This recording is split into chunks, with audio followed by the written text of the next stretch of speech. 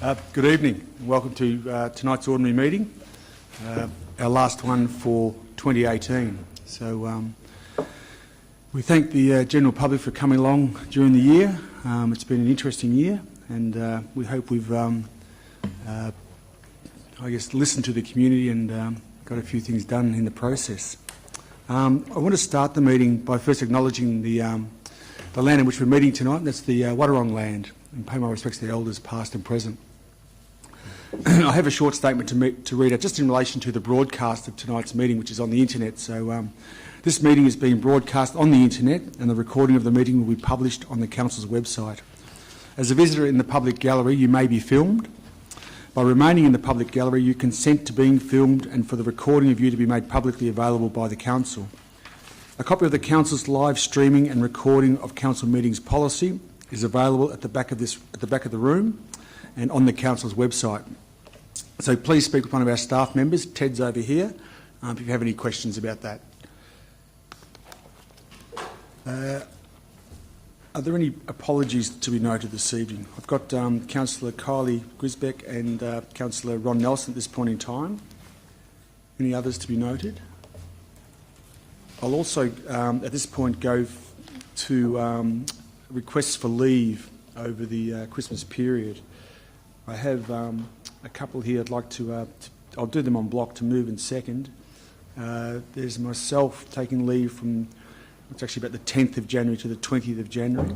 Have Councillor Jim Mason, 21st of January to the 21st of December to the 20th of January, and Councillor Steph Asher, 24th of January to the 27th of January. Are there any other councillors taking leave known at this stage? If not, can I get a move and a second for those leaves of absence, please? Thank you, Councillor Sullivan. Seconded, Councillor Mansfield. Those in favour? Those against? That is carried. Thank you. Confirmation of the minutes of the ordinary meeting held on the 27th of November. I have a move and a seconder, please. Move Councillor Sullivan. Seconded, Councillor Asher. Those in favour? Those against? That is carried. Thank you. Any declarations of conflicts of interest to be noted? None at this stage. Just please let us know as we move through the meeting this evening if any arise. Councillor Harwood, I have a conflict of interest in item number... Sorry, I haven't got it in front of me. I was just ploughing through the agenda. Item number 16 and 17, due to some of the applicants and also some of the successful applicants in those two tenders being significant customers of a business in which I'm a director of. Thank you. Noted. So we'll make sure the relevant paperwork is completed. Okay. There's no other declarations. Question time. An opportunity for members of the gallery to come forward and ask a question of council. Just before we go to question time, I think it is appropriate that we do actually acknowledge publicly at the meeting the passing of the Honourable Gordon Scholes. Gordon, of course, was a long member of Corio, the first Labor member after Sir Hubert Opperman's long period, and Gordon was a former Minister of Defence in terms of the Whitlam government, and also was actually the Speaker of the House of Representatives during the dismissal. And actually, for those that know history and actually know that period of time, the Speaker actually played a very significant and important role during the dismissal process as well too. So it was saddened to hear.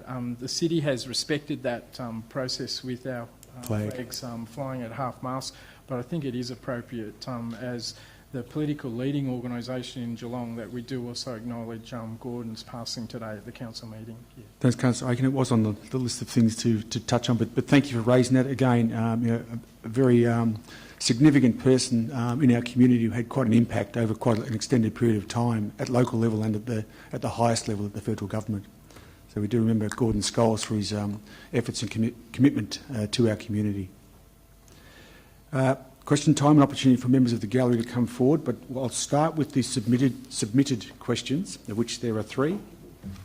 There's a question from Mr. Bob Viner. Is Bob with us this evening? If not, we can take the question on notice and ensure a response goes out. There's also a question from Jane Viner here. Sorry? Jane Viner? Oh. Would you like to come forward and ask your question? Sorry. Was Bob Viner there too? Yeah, he is. Okay, that's fine.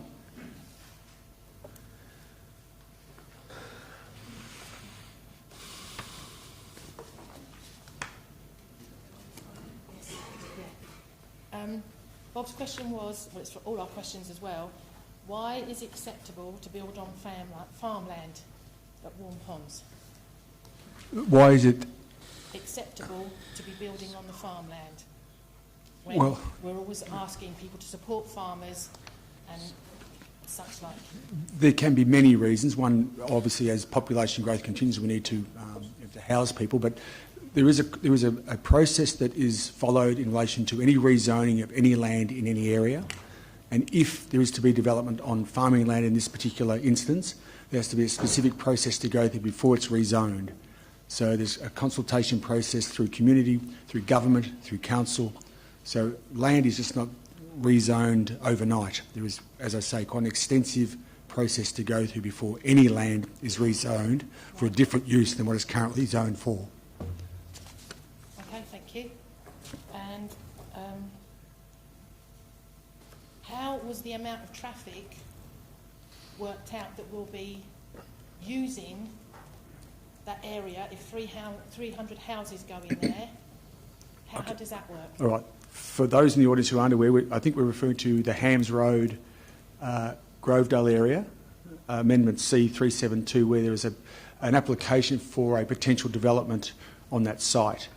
So again, there'll be an extensive process gone through to do traffic reports and amenity reports and environmental reports through that area before any decisions are made. In fact, there'll be further discussion on that topic this evening, which will probably answer a few more questions that may come as a result of the audience tonight. And I'll just make the comment that it's listed for number 9 on the agenda tonight, but clearly in the audience we have a number of people from out that part of our city, so that will be the first item discussed this evening. That will be item number 1, to save people having to wait a period of time. So, in a nutshell, there's a whole range of factors that are considered, and you'll hear more about that very shortly. Right. Thank you very much. Thank you. Have Mr. Darren Gebling. Is Darren here this evening? We'll take Darren's question on notice. So it's an opportunity for members of the gallery to come forward and ask a particular question on what issue you may have. Sorry, I've missed one. My apologies. I have a question, from Sandy Gatehouse. Is Sandy with us this evening? Sorry, Sandy, I just realised I had a separate sheet here. Thank you.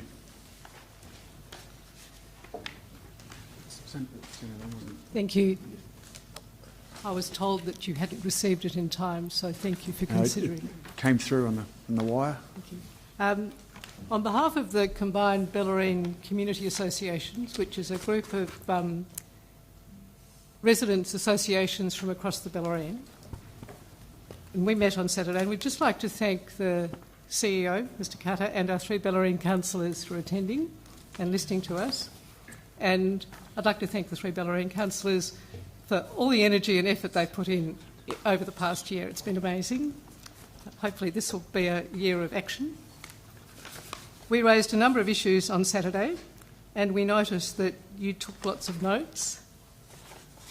We look forward to timely updates on the way forward, and note there are matters which have been in the COG system for action for many years, and it appears that it's sort of starting to affect people's health and their humour.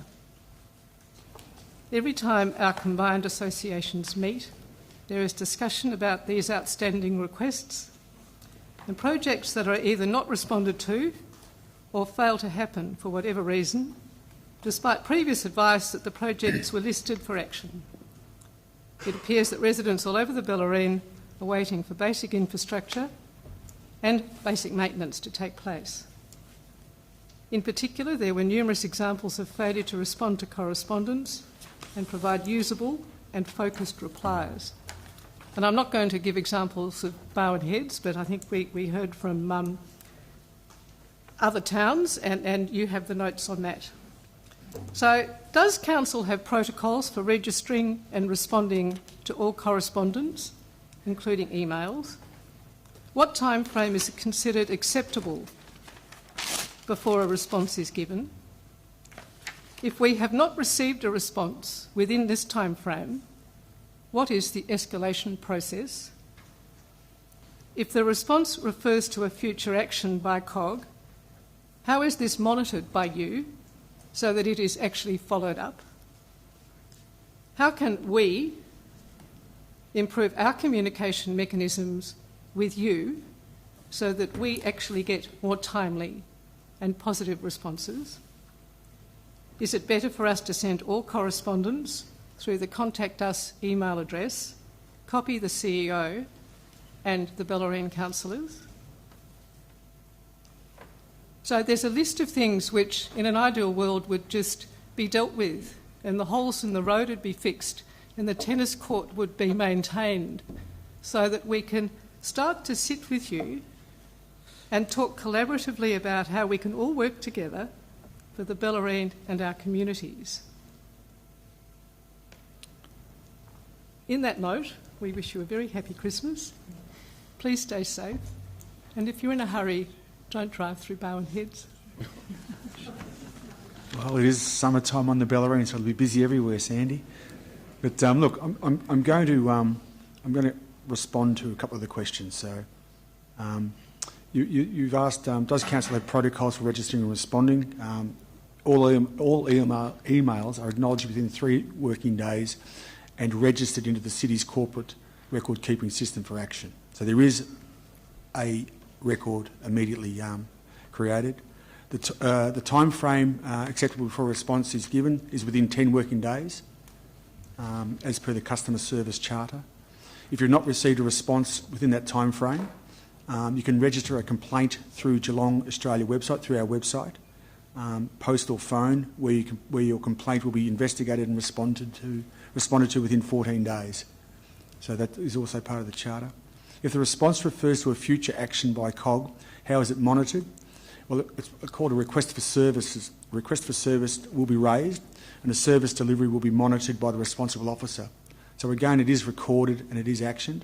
If the service is long-term, the service is placed on a work list for monitoring, and that would be a priority list. How can we improve our communication mechanisms so we get more timely and positive responses? Well, I would suggest that the current council law group in particular, I think are reasonably good at getting back in some way, shape or form, responding to the community. And again, we can be contacted through email address. Most of us have our phone numbers on the council website to be contacted. So that can be, and also via email directly or via the Mayor and Councillor's office. And the City has a customer service strategy that outlines our commitment to service delivery via the Customer Service Charter. So in saying that, clearly communication is the key. In fact, when we came on as a new councillor group, we signed up for communication and information flow to make sure that the community were engaged in what we're doing and vice versa. And so they're my responses to your questions. I understand that perhaps they haven't been met on every single occasion, but the mechanisms are there and the recording processes are in place. And do your staff know that? Yes. So at this point in time, with the list of issues that we have, there are potential for 4 complaints from Bowen Heads, and I don't know about the other place. I'm going to respond. They're not my staff, they're not council law staff. They're the staff of the CEO. I'm just responding to your questions. If you wish to take it further, Lisa Barton would, I'm sure, be more than happy to take on any further conversation or questions or inquiries that you may have. Thank you. Okay, thank you. If you have a question, please just come forward. I see a hand up there. Jennifer, welcome.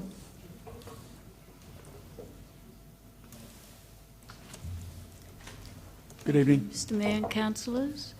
I must say I'm a bit reluctant to ask this question because I realise people are under pressure and the director of this department is new and there's not enough staff and there's never enough resources.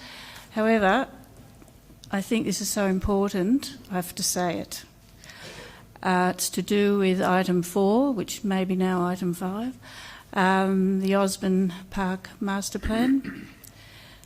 And I think it's important we get language consistent here. On the front page of the agenda, this item's called the Osborne Park Master Plan, Osborne Park Master Plan, and then in the report, in full in the item, it says Osborne House Master Plan, and the name of this project is actually Osborne Precinct Master Plan, and all those three things are all entirely different, and I think our elected councillors need to know how the emphasis has changed from what might have originally been conceived by the resolution of July the 24th, which was such a happy day, that historic vote not to sell the property.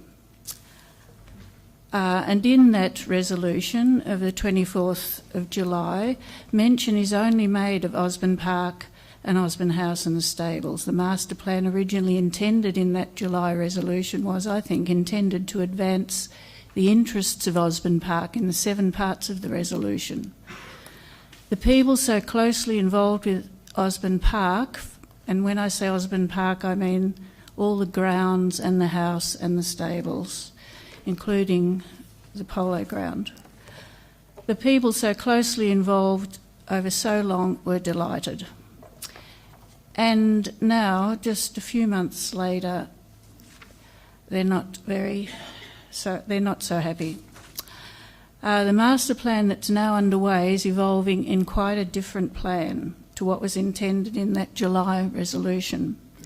The emphasis that's now occurring is that the intended master plan for Osborne Park is buried in what is more like a neighbourhood precinct structure plan rather than a master plan for Osborne Park. The current project, the Osborne Precinct Master Plan, is for a much bigger area, including privately owned land, port authorities. And although these interests are related to the future of Osborne Park, these aspects now appear to have become paramount in the conduct of this project, if the time allocation of the consultants is the measure. The consultants are a Hanson partnership, and it may be an unusual project for consultants from Melbourne who usually progress through a usual process. But this project is different from the usual. It involves people who've invested half their adult lives in the conservation of Osborne Park. These people are not the general public to be left out until after the concepts have been formed. Jennifer, I understand where you're going. Do you have a question for us this evening? Have I reached 3 minutes? Yes, you have, but I've taken out anything that's not important, Mr. Mayor. Okay, then. The consultants may not have come across this sort of project with such investment from local people over such a long time. They have not directly consulted with these people, they've only directly consulted with private landowners. On their webpage about this project, Hanson Partnership has 5 paragraphs and has nothing to do with the heritage values of the property, but about how the place can be used to enhance the Pivot City Innovation District, how it can enhance the Port of Geelong and the northern and western Geelong growth areas. The only mention of Osborne Park is as a centre of recreation, presumably talking about the 2 football or cricket grounds. On the Hanson Osborne Precinct Master Plan webpage, it says for more information to contact an associate, which I have done yesterday, but I've been advised late this afternoon that I shouldn't have done that because it's not helpful. Well, I believe it was very helpful. It was very helpful for me for information, which I'm unable to get otherwise. The consultants have had time and conversation with the owners of the Pivot City Innovation District and a tour of the Federal Mill, which is not part of this master plan, which is mapped south of Mackey Street. On the web page of the Pivot City Innovation District, Osborne House and Stables are circled as the centre of the Federal Mill and Pivot City Innovation District.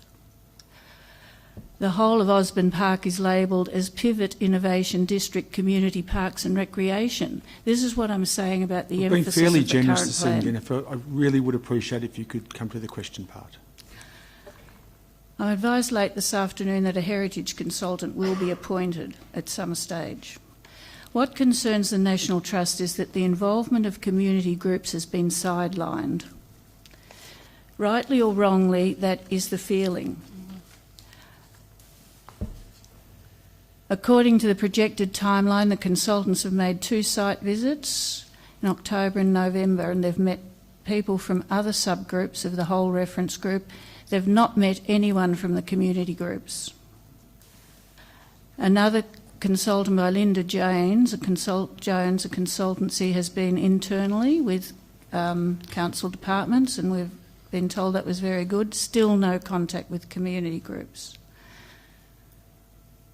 Again, according to the projected timeline, it appears the community groups are being put together with the overall public consultation in February next year, conducted by Noah Group, not Hanson Partnerships.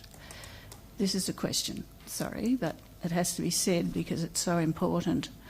Can councillors please instruct the individual people from Hanson Partnership who have already had contact with industry and port and agency groups and have the carriage of this project to hold a consultation directly with the community groups in late December before the public consultation and when Hanson are formulating their first concepts, to balance the scales and give equity and fairness to the views of those who've had such a long-term dedication to Osborne Park and who currently justifiably feel sidelined in this project.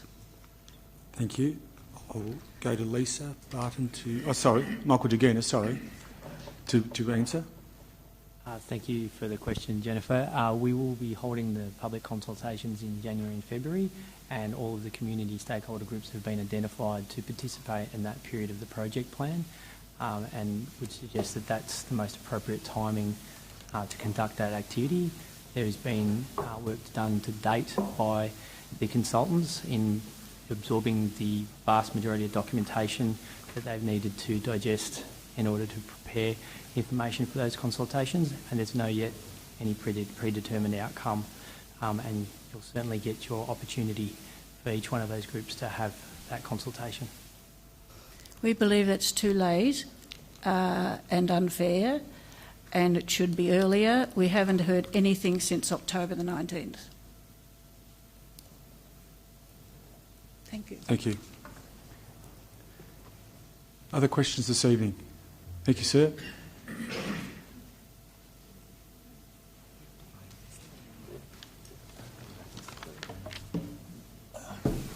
Good evening, councillors. Thank you for giving me the opportunity to speak, and also thank you to Councillor Harwood and Councillor Murnane for speaking with us today about the proposed redevelopment and rezoning of C376 on Hams Road. Thank you. Just your name for the... my name's Jim Haig. Thanks, I'm Jim. a resident of Warm Ponds. Thank you.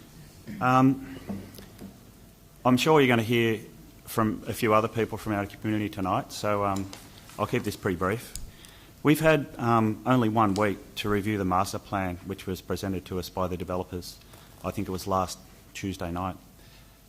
It's clear from the feedback we've received from many members of our community that they're not happy with the proposed redevelopment, and to give us an opportunity to open dialogue with the developer and continue dialogue with the developer, and to also give the developer an opportunity to respond to our concerns. Would Council consider the possibility of actually deferring the decision to exhibit to a later date? The item will be discussed as the first item this evening, and we'll see where that takes us. That's all I need to know. Thank you. That's neither a yes or a no. Thanks, Jim.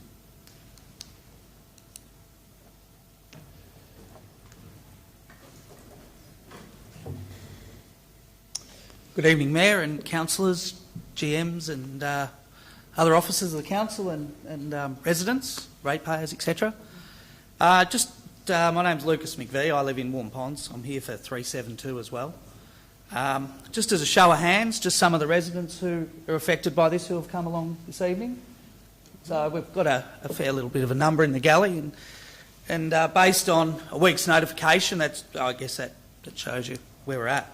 Look, I've got one question. Firstly, I forwarded a submission, which I'll take it as you all read. It was quite lengthy.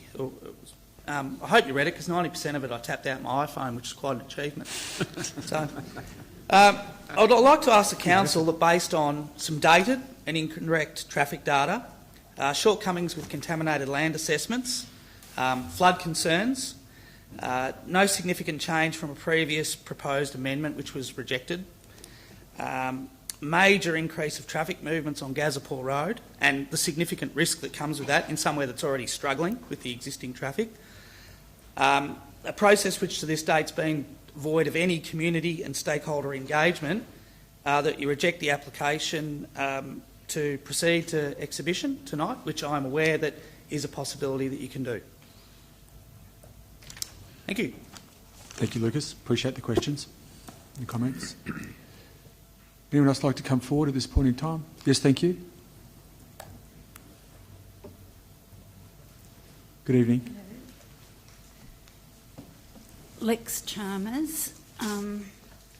I refer to Council's recent published brochure, Geelong City of Design. Has everyone seen that? Yes. Oh, I have. Yes. It's a very worthwhile document, but unfortunately it's already in short supply.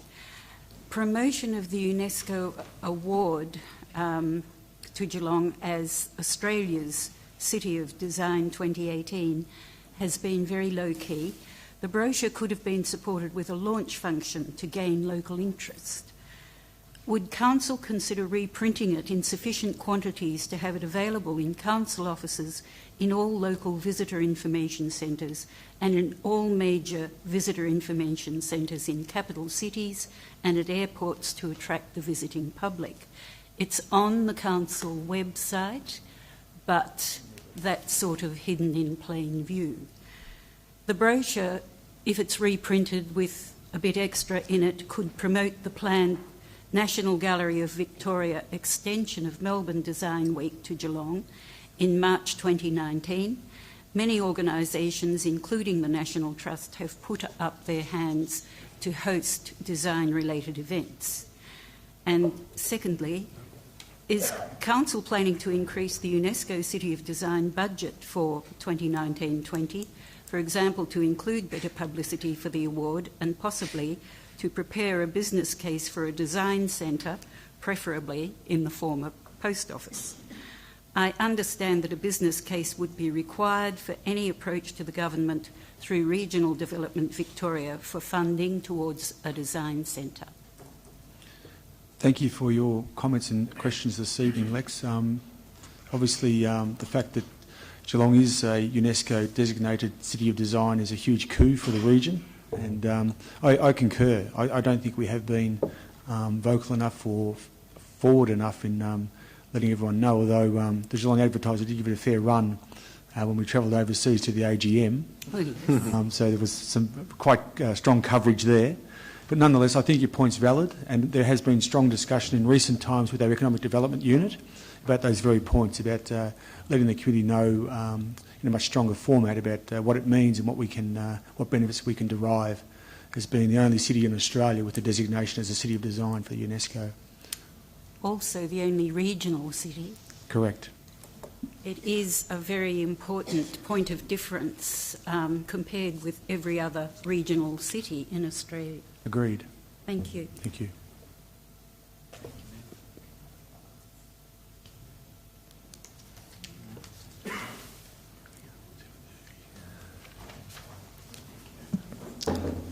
Councillors, officers, gallery. Richard Lott from Warren Ponds Estate.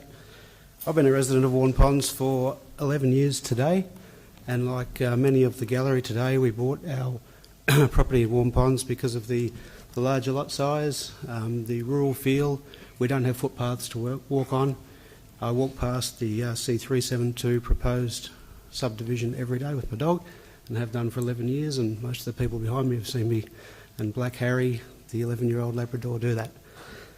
My question is Council aware that the majority of the community objections to C276, which was voted against in this very room by the Council some 4 years ago, have not been considered in the design of C372? These include the single point of entry and egress from the subdivision, and I note that where else in the City of Greater Geelong does a new subdivision only have one point of entry and egress. That's unprecedented. Lot sizes are inconsistent with the suburb and surrounding 2 kilometre radius. We've got down to 208 square metres listed on the subdivision master plan. However, there's 2 medium density super lots which remain silent on how many dwellings are proposed. Thank you. Thank you for your question. Just on C276, that was actually abandoned by Council in 2015 due to the community concerns. Yeah, thank you. Any further questions from the gallery this evening? Thank you. Evening, councillors. Dean Smith, Warm Ponds. Just regarding C372 as well. Main thing, what is the council's opinion on larger block sizes in the community nowadays compared to shoebox size block sizes that a lot of subdivisions are nowadays, compared to the amenity that we've got in our current area of larger block sizes? Dean, I think if we had several hours, we could run through the pros and cons and the changes of people's willingness to buy different properties for different reasons. So I'll have to leave it at that. That's a very broad question which has quite an extended conversation behind it. Okay, thank you. But I take your point, though.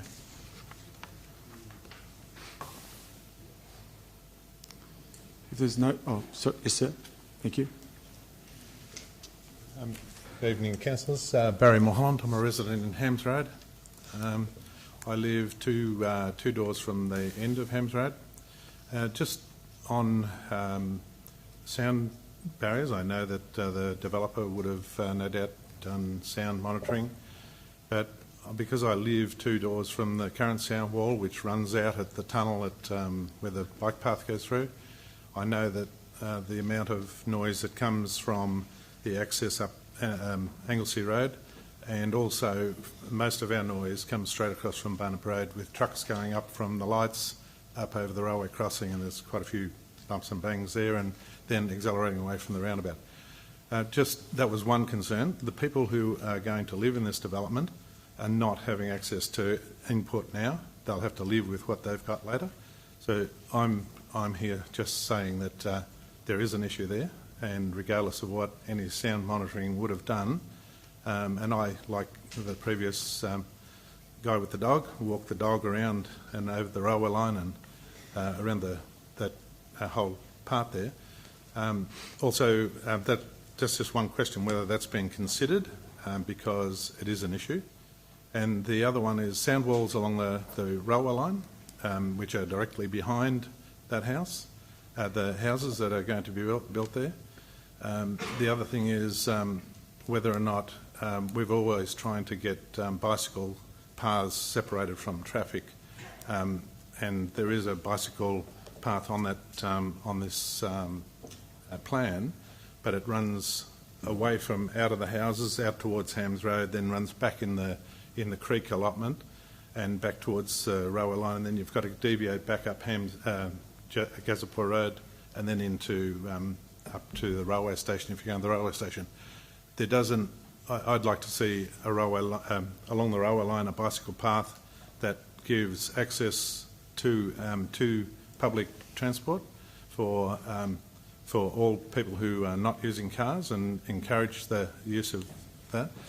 And I guess I'm really concerned about the size of the allotments as well and the density there. I've only bought in there in the last 2 years, and the reason I went there was because of the size of the allotments and the lifestyle there. Thank you. Thank you. If there's no further questions this evening, I'll move into the... I'll go to if there's any petitions to be forwarded this evening.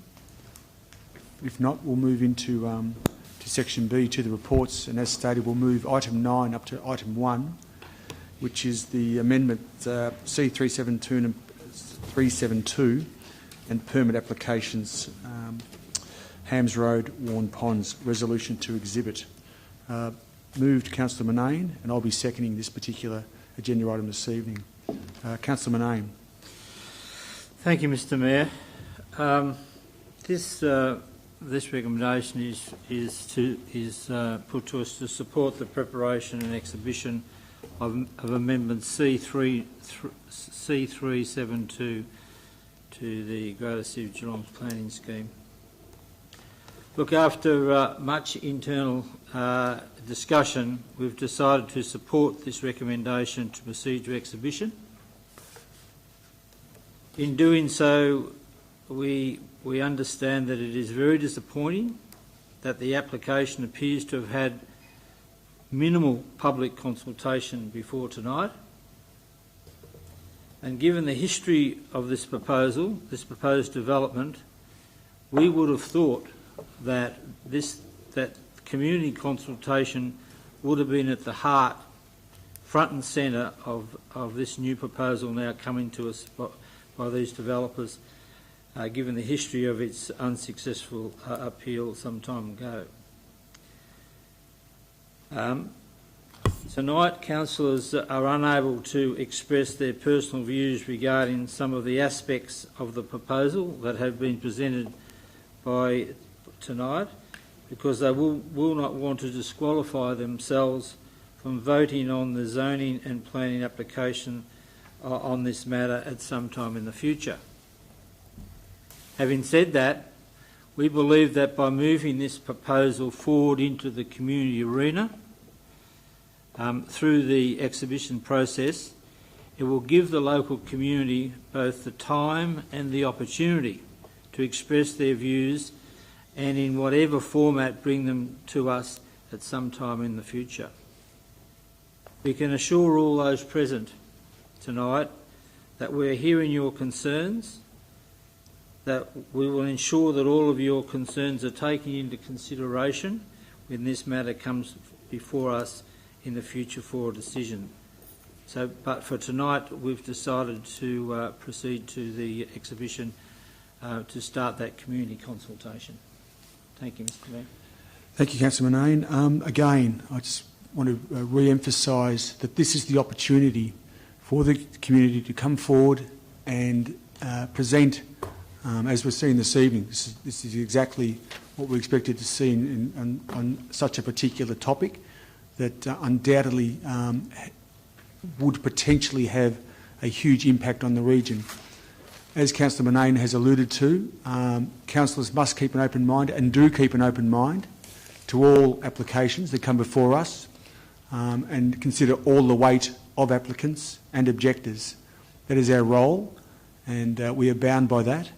But I think importantly, we're now hoping that you understand now is the time to bring forward the objections as a collective group, whatever they might be.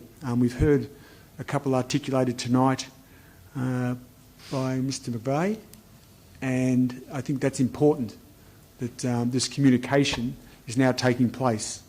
And as councillors, we're bound by a process, but I think tonight's resolution, should it be successful, is to exhibit this particular piece of work that's proposed out at Hams Road. Now, I've been out on the site, I've had a look around, I've been able to speak to some of the residents as a result, and I guess as one of the councillors, we're starting to form a body of information about what's proposed out there. So it's always good when we're able to get information from the community and hear their concerns direct, and of which there obviously are a high number. So I'll leave that at this point, but please understand, we are going through a process, and I would not like to see this go to VCAT without the community having a strong say in what they think their council group should consider. So I hope I'm clear in what I'm saying this evening, and that is understood as to why we're here this evening and why we're going through this particular process to make sure that every single community person is heard and their view is heard accordingly. Any other councillors to speak on this particular matter? If not, I'll go back to Councillor Manane to close. Thank you. Nothing further. I put the recommendation to the vote. Those in favour? Those against? That is carried. This will go out to exhibition, and this is the time for the community to get together and have your say. Thank you. We'll go back to the top of the list, which is item number 1, which is parking in Central Geelong discussion paper.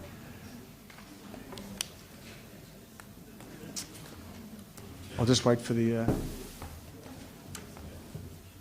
clearance of the gallery.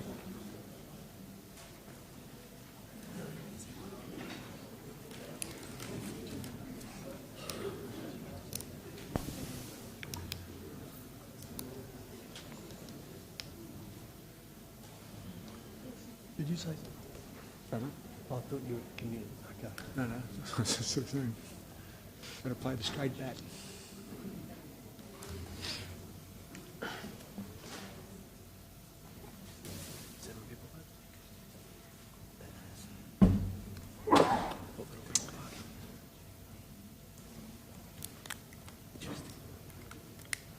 Right, item 1, parking in Central Geelong, discussion paper. Moved Councillor Contell, seconded Councillor Mansfield. Thank you, Councillor Contell. Thanks, Mr Mayor.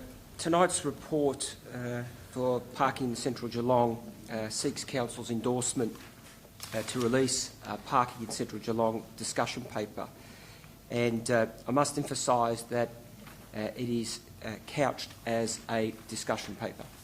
And as such, this is, once again, Mr Mayor, the opportunity for the community to be engaged and to get engaged in what Geelong should look like in the future, particularly the CBD, in terms of parking, but not limited to.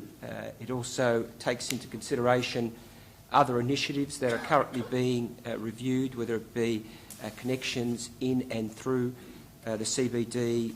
There's the discussion papers and consultation that's been occurring in relation to bike lanes and other.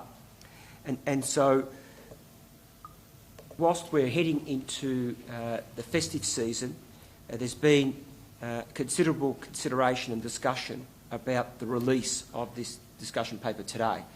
And I know that councillors, all councillors, were concerned and also committed to ensuring that the community have sufficient amount of time to be able to engage in this very important process.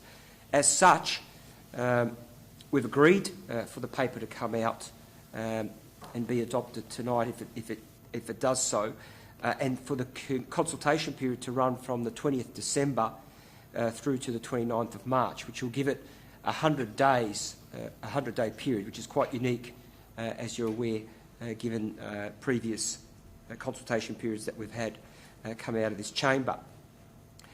Because we do want the community to be able to have the time, not only whilst they're on break, if they're taking it, but also a period of time after the festive season, to be able to look, consider, take into account all of the recommendations and options.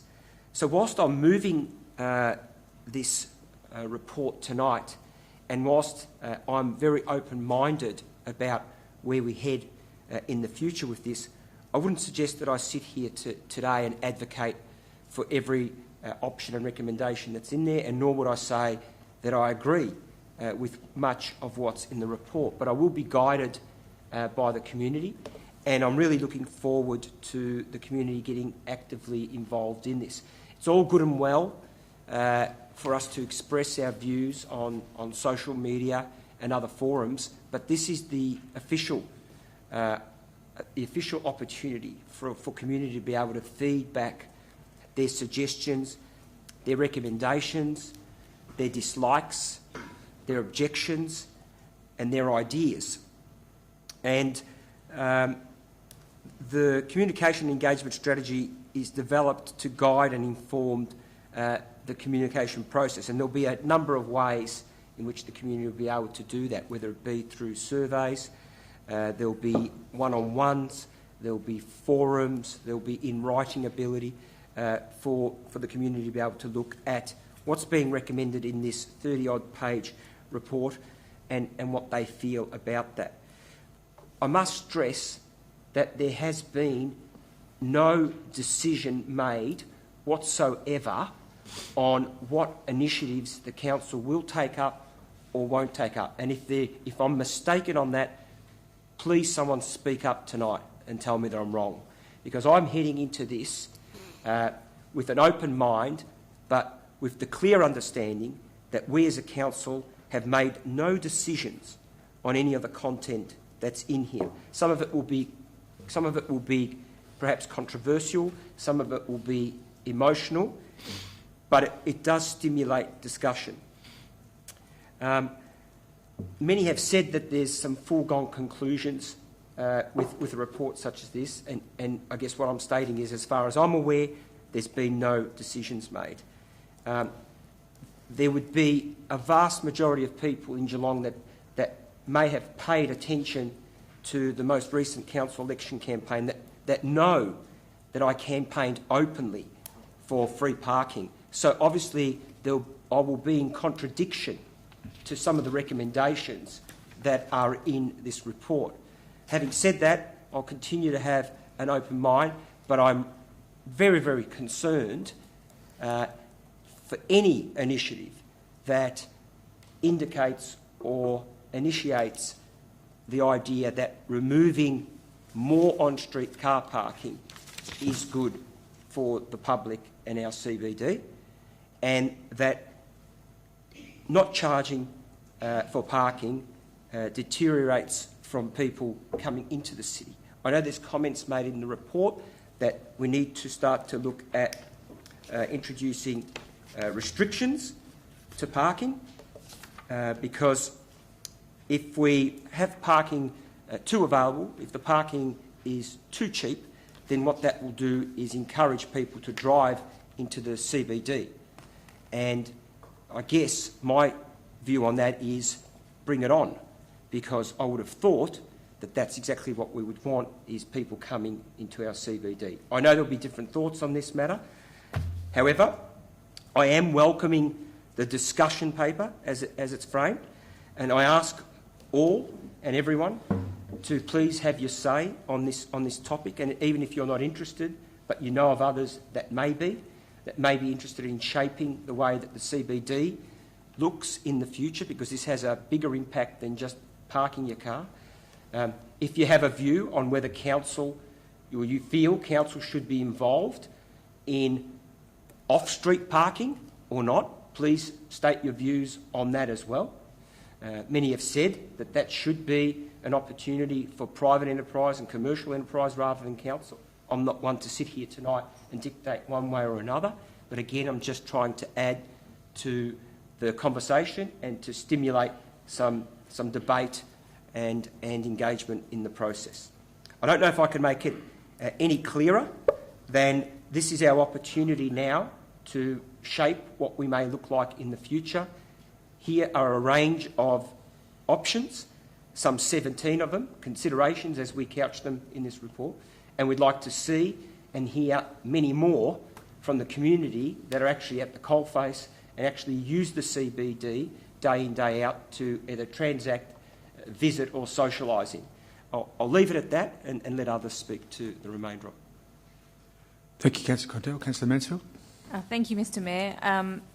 As Councillor Contell has emphasised, this is a very important piece of work, and really the decisions we make around parking in the future will shape what this city looks like to a large extent, because parking interacts with everything else, all other modes of transport into and out of the CBD. This includes how we design bicycle access, footpaths, public transport. Parking links with all of these things. And we've been lucky enough to get a very detailed and considered report that looks at these issues, that has based has designed this report keeping there's a lot of evidence behind this, keeping the evidence in mind, presenting the evidence and experience from other cities that have moved through similar transitions to the one we're going through, and how the design of parking affects what those cities look like. I also encourage everyone to get involved in this and have your say, but in doing that, an exercise that might be helpful, and one that one of the consultants who helped to educate councillors about parking took us through, was to imagine a city that you really enjoy spending time in, or a place that you might have visited, and why did you enjoy being in that space? And it probably wasn't because you get a park right outside a particular place, or it might not have had anything to do with the parking, but parking will be linked with that somehow. The way you design your city and set up your parking definitely influences the feel of a city. Having more cars coming into the city, it's good to get people moving into the city, but how we move them into the city will change the livability of it. Everyone's sitting in their cars, getting more and more banked up because they're all driving in looking for a park. For me, that's not necessarily a livable city, and so the way we design this will help to shape what sort of Geelong we're going to have in the future when we have 50, 100,000 extra residents living here in 15, 20 years. Thank you. Any other comments from the councillors? Councillor Murnane, thank you. Thank you, Mr Mayor. I just wondered tonight if the opportunity that we're giving the people of Geelong was given to cities like Los Angeles, Hong Kong, London. I wonder, would they not just love the opportunity that we've got to be making a decision of deciding what our city looks like? Unfortunately, because of the traffic in their cities, their destiny is set, whereas ours is not. Just a couple of comments that I think are pretty relevant. I read in the recent report, I think it was the Victorian Transport report, a comment which I would love to see us put in our messaging, that a public expectation about parking 50 to 100 metres to where your destination is a public expectation that should be only held by those with a disability or people actually dropping off or delivering. Everybody else should have an expectation to walk at least 50 to 100 metres. I think that is a great message about the way we need to view parking, and we need to view the way our city's going to look in the future. The days of parking out the front are long gone. I'd love to see something of that nature in the messaging around how we're going to adopt our city and parking in the future.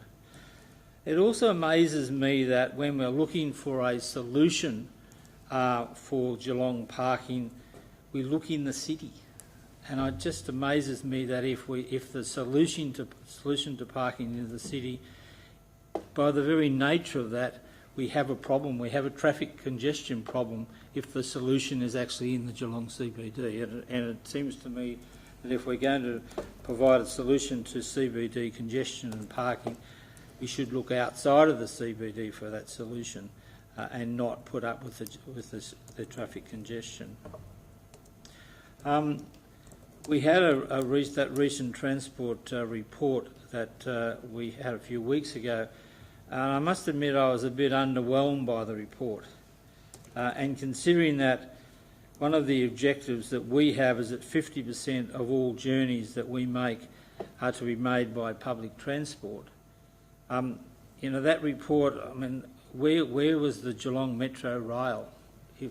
This is ultimately a decision that's going to cut down the number of cars and make parking more available and cheaper for the public, but we really need to, with our vast housing estates that are happening outside of Geelong, we need to push this issue of a metro rail.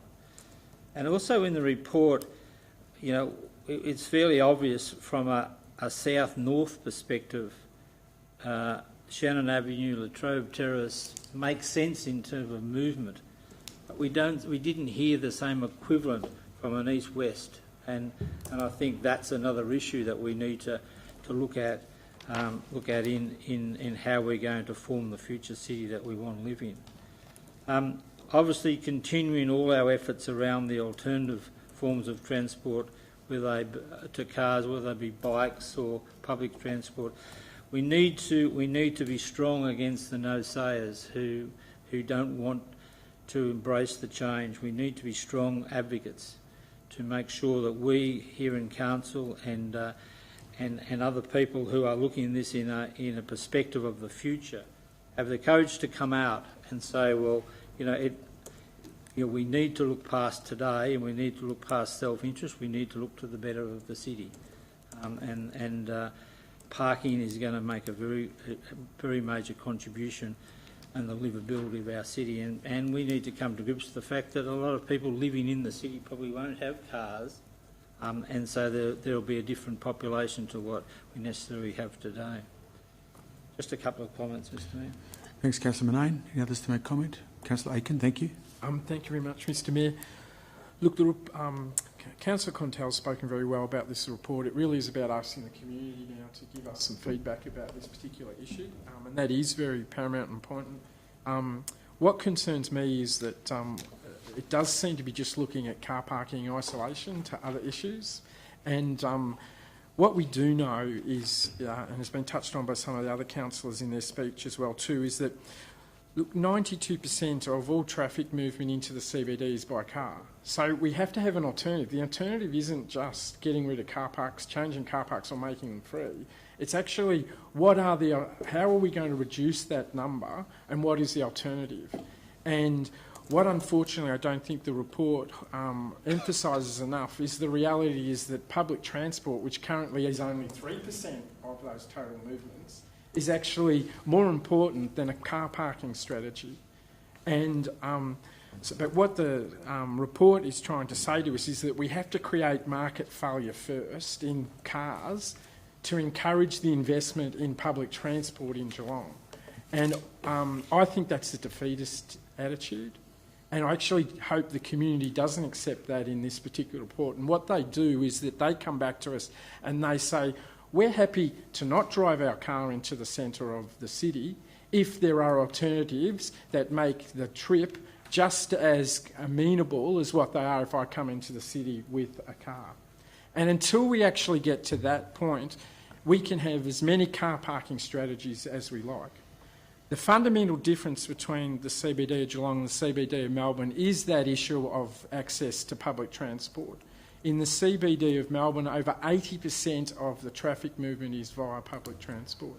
And what the council, I believe, needs to do is to set a target, and people may call it aspirational at first, but we need to set a strategic target of public transport usage to address the movement channels into Geelong. And one of those solutions the public transport solution may actually include an option of a metro rail, as been mentioned by Councillor Montaigne.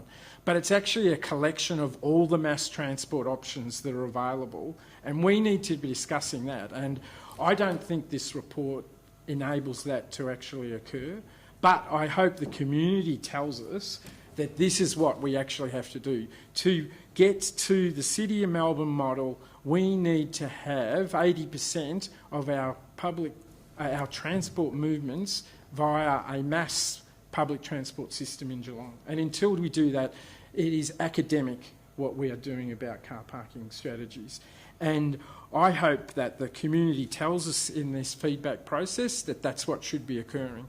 And the only way we are actually going to get public transport to the level that we require to accommodate the sustainable movement solutions that we need in Geelong in the future is to work in partnership with the state and federal government to actually deliver that. So we actually need to have a strong strategic position of the council in terms of how do we develop these mass and public transport system into the CBD of Geelong, and through the linking the outer regional areas and also linking the new growth areas to the significant capital and community investment that governments have put into the CBD of Geelong. And until we actually address that issue and change those statistical figures, we will continually be creating solutions that won't actually address what the real need is for this area. So hopefully our consultants haven't been able to tell us this, our administration hasn't been able to tell us this, so hopefully the community will tell us that if you want us to not drive a car into the CBD of Geelong, you need to provide us with the incentive to look for alternative transport movements. And public transport can't be at 3% as it is at the present time. It has to be up to 80%, and that means we have to look at our buses, we have to look at metro systems, we have to look at our cycling systems, but most importantly, we have to work with the state and federal government about how we actually move as a community in the Geelong region to access all the community nodes and investments that are occurring. Thank you, Councillor Aiken. Councillor Mason, thank you. Thank you, Mr Mayor. Obviously, the discussion started, and it will have quite a wide-ranging debate. Without adding to all of the comments that have been too much to the previous comments, we really do need to have a community discussion about what sort of city do we want? What are we really aiming for? What do we want in 10 years? What do we want in 20 years' time? And of course, one of the things that we've already decided upon is that we do want an extra 10,000 people in the CBD. So the vision, what's our urban design vision? And inside that, we do have to have some sort of idea about how many cars will be in the city. A briefing we had recently said, well, the population might increase, but the number of cars may not increase at the same rate. So the number of cars, if the number of cars stay at the same level, we've got to have a car parking policy and strategy for that. So how do we transition? How do we transition to this vision for the future? And there may be various stages of the transition. So we've got a long way to go. Councillor Aitken mentioned a market-driven strategy, which in many respects may be undesirable. There's pluses and minuses for the market strategy. The market strategy may involve free parking, which encourages cars, people argue, encourage cars into the centre. How do you control that? So we mentioned Metro Rail too before, and that sounds like a vision for the future too. But there are other visions inside that. Trackless trams, trackless buses, GPS-driven transport, things we've hardly imagined at this stage. So I just say there's a long way to go, and we've got to have the people, our constituents, need to really have a good think as well. We need to generate a discussion about what's the vision, what's the urban design vision for our CBD. And inside that is how we're going to manage the vehicles, the public transport, the passive transport, the bicycles, and so on. Thank you, Councillor Mason. Councillor Sullivan, thank you. Parking in Geelong is one of the most contentious issues facing our community today, and I concur with my fellow councillors that this can and will shape our city. We are currently a car-reliant society. We cannot deny it. Very few of us take other modes of transport to work or even just for our day-to-day activities. Now, a lot of what we read is that we need less cars in the CBD. A clever and creative future key measure is to have 50% of journeys to work via public transport or other means. Our current number is 13%. Now, less cars means that people will need an alternative. But what we're saying here is that people will need to give up what they currently have for something they do not yet have, which is public transport. The answer is simple.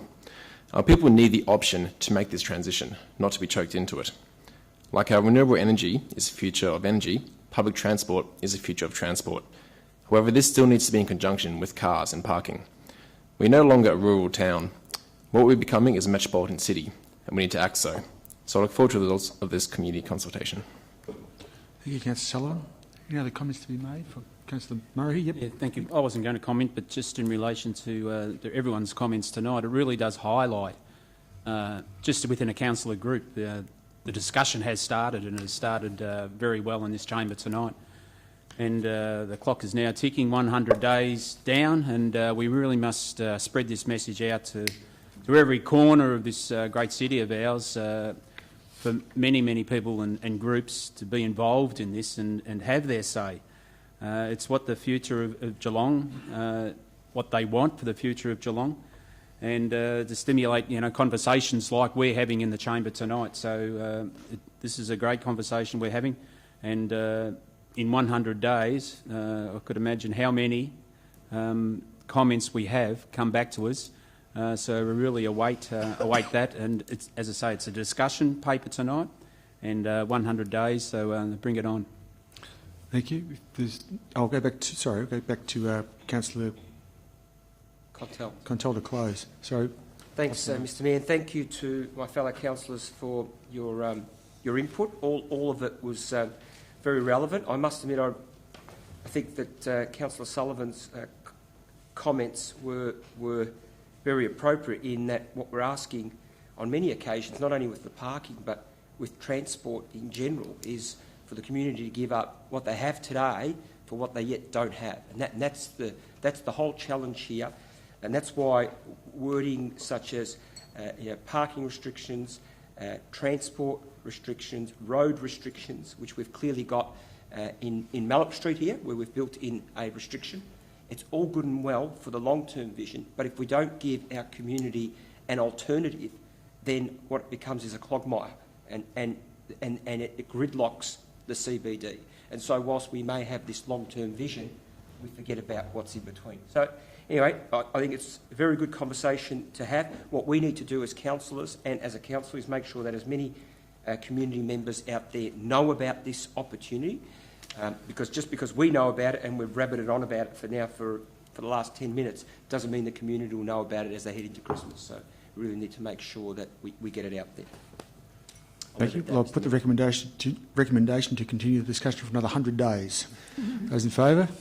Those against? Thank you. And it's a good segue to agenda item number 2, which is Melbourne-Geelong Fast Rail for Geelong, which I'll move, and seconded by Councillor Sullivan. This is a body of work that's been undertaken by the Council in most of 2018, where it's been identified as one of the major issues between Geelong and Melbourne is that connectivity. And one of the greatest problems we face is the use of our current rail system and the time it takes, and its current capacity, which is running at about 140%, which basically means there are many, many people travelling in very cramped conditions, standing, leaning, or just trying to survive the trip on some occasions. That is Geelong to Melbourne, Melbourne to Geelong. The basic premise is to have an express service from Geelong to Melbourne in around about 32 minutes. This is a body of work, I say, that the Council has undertaken, and working with a consortium out of the UK to help with the strategy, help with the technical document, the technical part of the proposal, and also a business case. All those 3 bodies of work have been done. The technical work has been done by 2 very well-renowned rail infrastructure experts that the city has engaged with, experts who have been used by state governments for many years and very, very well renowned. So the body of work done by the city to date is extensive, using the right people that governments would use in the first place, all on the back of trying to get that connectivity in a timely manner, Geelong to Melbourne. And that would, if you could imagine the electrification of the line, first of all to from Geelong to a supercar park in the Corio area, then to the Avalon Airport railway station, where you would check in your baggage, get your ticket, get on potentially autonomous transport to the air bridge, onto the plane, and off you go. From Avalon you would travel direct to Sunshine, which will become the new Southern Cross, in about 22 minutes, give or take, up to Sunshine. You then are within striking distance of Tullamarine, with the federal government and the state government committing to fast rail to Tullamarine. So in theory you could be from Geelong, getting off at Tullamarine for your flight within about half an hour, 40 minutes, which I think most people would think would be a reasonable deal given the current scenario we face. Or from Sunshine you go direct into Southern Cross. So Geelong to Southern Cross in about 32 minutes is what we're aiming for, and that's what's forming the discussion. So quite simply, it is about, as we're hearing about connectivity, about being able to move around our region in a particular manner that we should be able to do and maintain that sense of livability down here. But importantly, one of the big discussions we have is population growth down here. And we're already seeing the effects that we'll have. It's been touched on, 110,000 people to move into the northern and western part of Geelong, the continued growth of Armstrong Creek, the continued infill that we're seeing around the CBD, inner parts of Geelong, the Bellerin, which has been doing some very heavy lifting in relation to growth in recent years. If we can have the discussion where we can build this particular infrastructure with the help of the regional coalition, I should touch on this, this is where Ballarat, Bendigo and Shepparton come into the discussion. The bulk of infrastructure Australia spend has been in Sydney and Melbourne, and the regions in particular have missed out badly. This is one of the reasons that your council has taken upon this particular project to drive it and drive it hard through to the state government with the regional coalition as a group, as a united voice. And Ballarat have been fantastic in their support, as have Shepparton and Bendigo to date. And also Latrobe will come into the discussion. This is about the regions starting to stand up and demand the infrastructure they need to make sure that we don't finish up like parts of Melbourne where we are gridlocked and congested. So the discussion moves now to what's next, insofar as we need to sit down with the new state government, who I must say have been very, very good. We met with the then Minister for Transport, Jacinta Allen, who was extremely accommodating in listening to our concerns and listening to what we were presenting in relation to the strategy, the technical document and the business case, and listening to why we were forming a coalition, and listening to why the regions were in this particular spot and why they've not so much got their backs up, but they want to get their fair share of available funding for their communities. Now, quite simply, we need to go back to the new minister in the new year. We'll get together a particular group which will include representatives from Ballarat, from Bendigo, from Shepparton, again, to keep the pressure on the government. We'll also look to local industries down here with Committee for Geelong, the Chamber, G21, Deakin University, Barwon Health, all industries, all external partners that are all affected by what we're looking to do as a group, and that is to take Geelong to Melbourne in a timely manner. And when I talk about population growth, when this happens, and it will happen, I absolutely guarantee this will happen. What it means, we can have the discussion about now, about the stabling yards being moved out to the Warren Ponds area. There's already money allocated for that. We know that. There's already a commitment to that piece of work. We then start to talk about Winchelsea and Colac coming into the conversation about population growth and moving down the highway, moving the population growth through Geelong to the Western District. If you can imagine going from Colac to Melbourne and say an hour and 5, hour and 10, hour and 15, you then bring Colac into the discussion about population growth and the pressure on Melbourne to start moving out into the Western District and start to ease a bit of the pressure off Geelong. So the connectivity is critical. Get to Melbourne, which is one of our greatest assets to our regions, having a fantastic world-class city 1 hour up the road. But what that's also proving to be is the population coming down the road now that Geelong's exposed for its unbelievable environment and livability, which we do not want to compromise. Geelong does not want to become an outer suburb of Melbourne. Fortunately, we have significant green wedges at the moment, which we must protect, and there is work being done in those spaces to make sure that does remain, because the last thing I'm sure anyone in Geelong wants to see happen is to become that outer suburb of Melbourne. So the work is being done at this point in time to ensure Geelong's long-term future of its environment, long-term future of its fantastic livability. Of course, people are going to come down here, and we want that to occur. You can't stop that. But how do we make sure we don't gridlock it in the process? So we make sure that we retain our character, retain the integrity of what we have here. I guess that's what we're really talking about when we talk about connectivity. We're being asked to also appoint myself and the Deputy Mayor to represent the Council on a new partnership between the regional local governments, Ballarat, Bendigo, Shepparton. And it's going to be called the New Spirit of Progress. The original Spirit of Progress, I think, was 1937, when the train came out of Melbourne to Geelong, and everyone thought, hallelujah, how good is this? A train from Melbourne to Geelong. And it was the Spirit of Progress. Here we are, 80-odd years later, give or take, and we're having the discussion now about we need to do this a whole lot better and with a whole lot of new technology which is available to us. The particular consortium we've engaged in the UK have done this extensively, bringing outer cities into London in a timely manner, in the fast rail manner. So we're not reinventing the wheel here. We're not trying to, split the atom. We're literally doing what is done around the world, which is to connect regional cities to great capital cities in a timely manner, so we can all share the load of the connectivity and moving people around. I'll stop there for the moment. I'll probably close with a few more comments later on, but I could probably rattle on a bit further. But and I do apologise, but clearly there's a passion within the council and here about this problem, because I guarantee if you were to stand on that Geelong platform, or in fact any platform station, a railway platform station around Geelong, the first thing they would say is, can you just get us to Melbourne on time and in a manner that I can have a seat for most of the journey. And I think you'd find if we were able to have a genuine conversation and give them confidence that that's what we're working for, I think you'd find the community would be more than supportive. Councillor Sullivan. Thank you. Thank you. Councillor Sullivan. We're very lucky to have a mayor with such knowledge and passion about this project.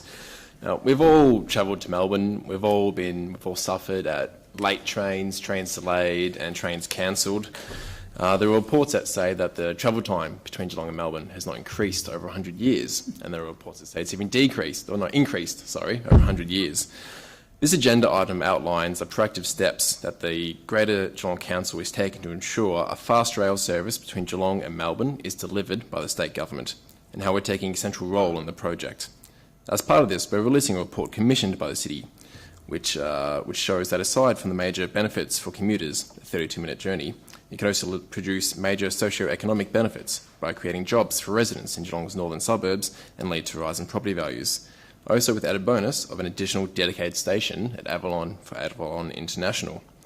This has been set up and will be led by the Greater Geelong, as the Mayor said, for the new Spirit of Progress Committee. It will help us work in partnership with the state government to see that this important piece of infrastructure is delivered for Geelong and the regional communities across Victoria. In October, the state government unveiled its Western Rail Plan for Geelong and Ballarat, which is described as the first step in delivering fast rail to these cities. With this step tonight, we are resolving to continue to strongly advocate and work with this government on this service until it is delivered, and hopefully, eventually, get the first fast rail for Australia between Geelong and Melbourne. Thank you, Councillor Sullivan. Anyone else to make comment at this point? Councillor Mason?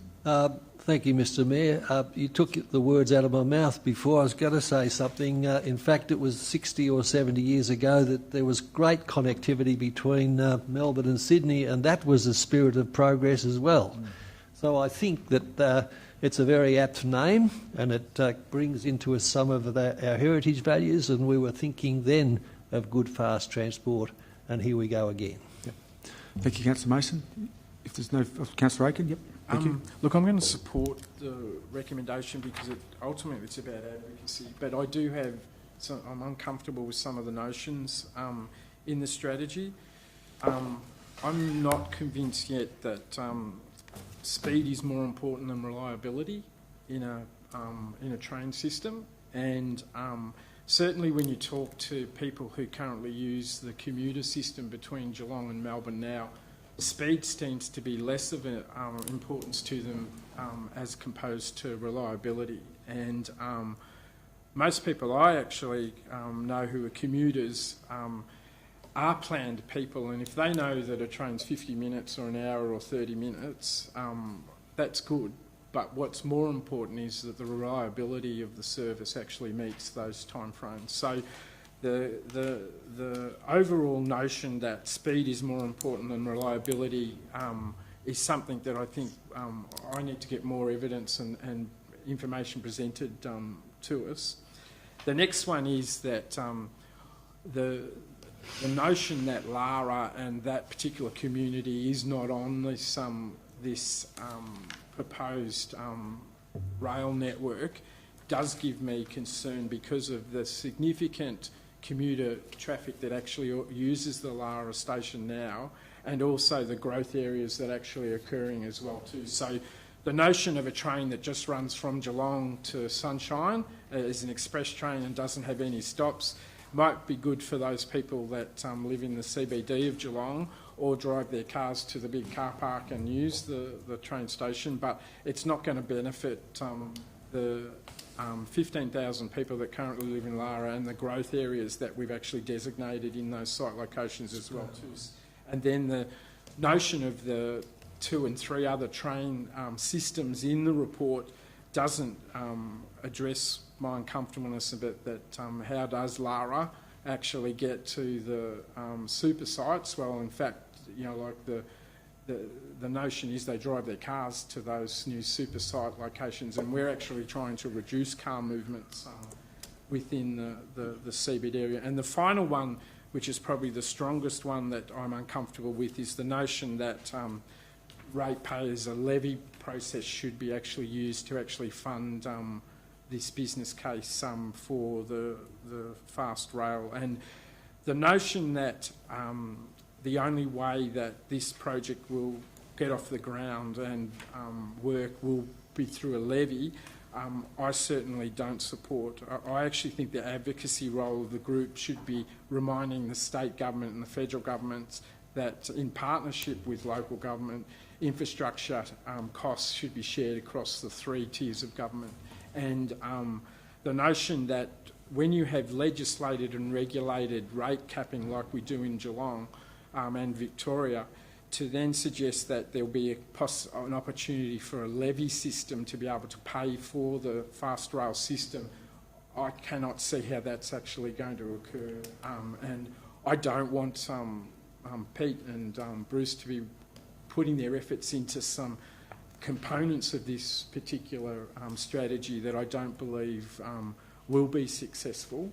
I think the overall notion that we do have to have better linkages between Geelong and Melbourne and respond to the commuter traffic underlying economic economy that we have in Geelong now is what we need to advocate for. So if speed becomes one of the benefits of it, that's very good, but certainly reliability, access to the service, and certainly not creating a new level of financial burden on the ratepayers and the community of Geelong for delivering of a service that not everybody actually will use and not everybody should use as well too.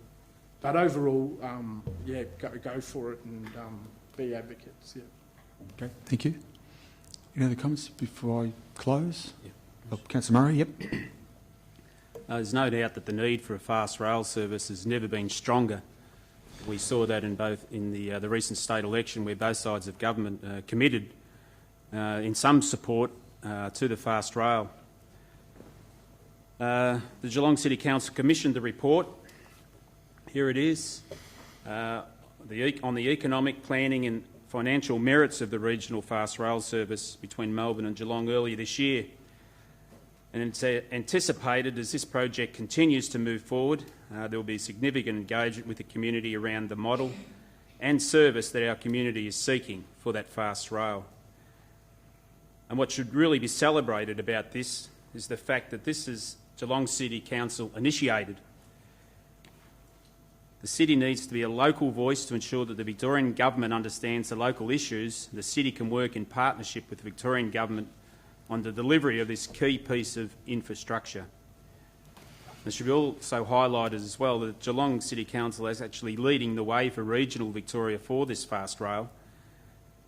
And with Ballarat, Bendigo, Shepparton and going down to the Goulburn Valley, down to Latrobe Valley in years to come. So we're leading the way, and what's really important that this stays in everybody's face. This stays in the state government's on the desk at all times and never gets put in a cupboard to be forgotten about for 2 or 3 years. We really must keep the pressure on both the state and the federal government to keep this really on their desk. So I'm really supportive of this. It's exciting, and let's see where it takes us. Fast and reliable. Thank you. If there's no further comments, I'll just make a quick couple of closing comments. In particular, I appreciate Councillor Aiken's comments, and I'll just touch on speed versus reliability. A lot of the feedback has come back. Speed is an absolute key component to the whole project. People want to spend less time on the train and more time with their family, more time recreating, and less time on public transport. Of course, they want reliability, but they must go hand in hand. In relation to the Lara issue, with the Avalon stop, which is about 7 minutes from Lara, if that, there'll be, that's certainly a high consideration. Obviously, the growth of the north of our city, high consideration, and obviously there'll be a high need to make sure at Corio and at Avalon there'll be substantial car parking to meet the needs that would be expected. If this particular, or when this particular project is up and running, there will be a reasonable expectation, or more than that, of high rail use. So the infrastructure has to be in place to accommodate people coming to those particular stations at Corio and or Avalon to get on the train. So whether that's a quantum shift in our public transport capacity to do that and or parking capacity, so be it, but we need to make sure we have that capacity there. In relation to a ratepayer levy, this is one of the options that is being discussed. It's not the only option by any means, but of course it will be more expensive to travel from Geelong to Melbourne on a fast rail. How that looks, I don't know. Again, this is why we're open to all community consultation on this particular project, and we want to make sure that the community has the voice at the table through its local council. And that's why the regions are so strong in their commitment to stay united and keep the pressure on the state government that it doesn't go down the list of their infrastructure project things to do. We want to make sure that it stays top of the list, and we don't want to see costs blow out a result. We don't want to see further subcommittees and consultants form when the regions know what we need and the bulk of the body of work has been done. And we don't want to see costs blow out in any way, shape or form. That would only increase the cost to everybody, either through taxes, GST or similar. And we'll all pay more in the long run if we don't keep the pressure on. The sooner it's built, the cheaper it will be built. And I agree with Councillor Murray. We don't want to see this buried by any form of government. We want to see this at the federal and state level with the full support behind it. And I'll just touch on my final comment, which you'll be pleased to know. And it touched on what Councillor Mason briefly mentioned, which is trackless trams.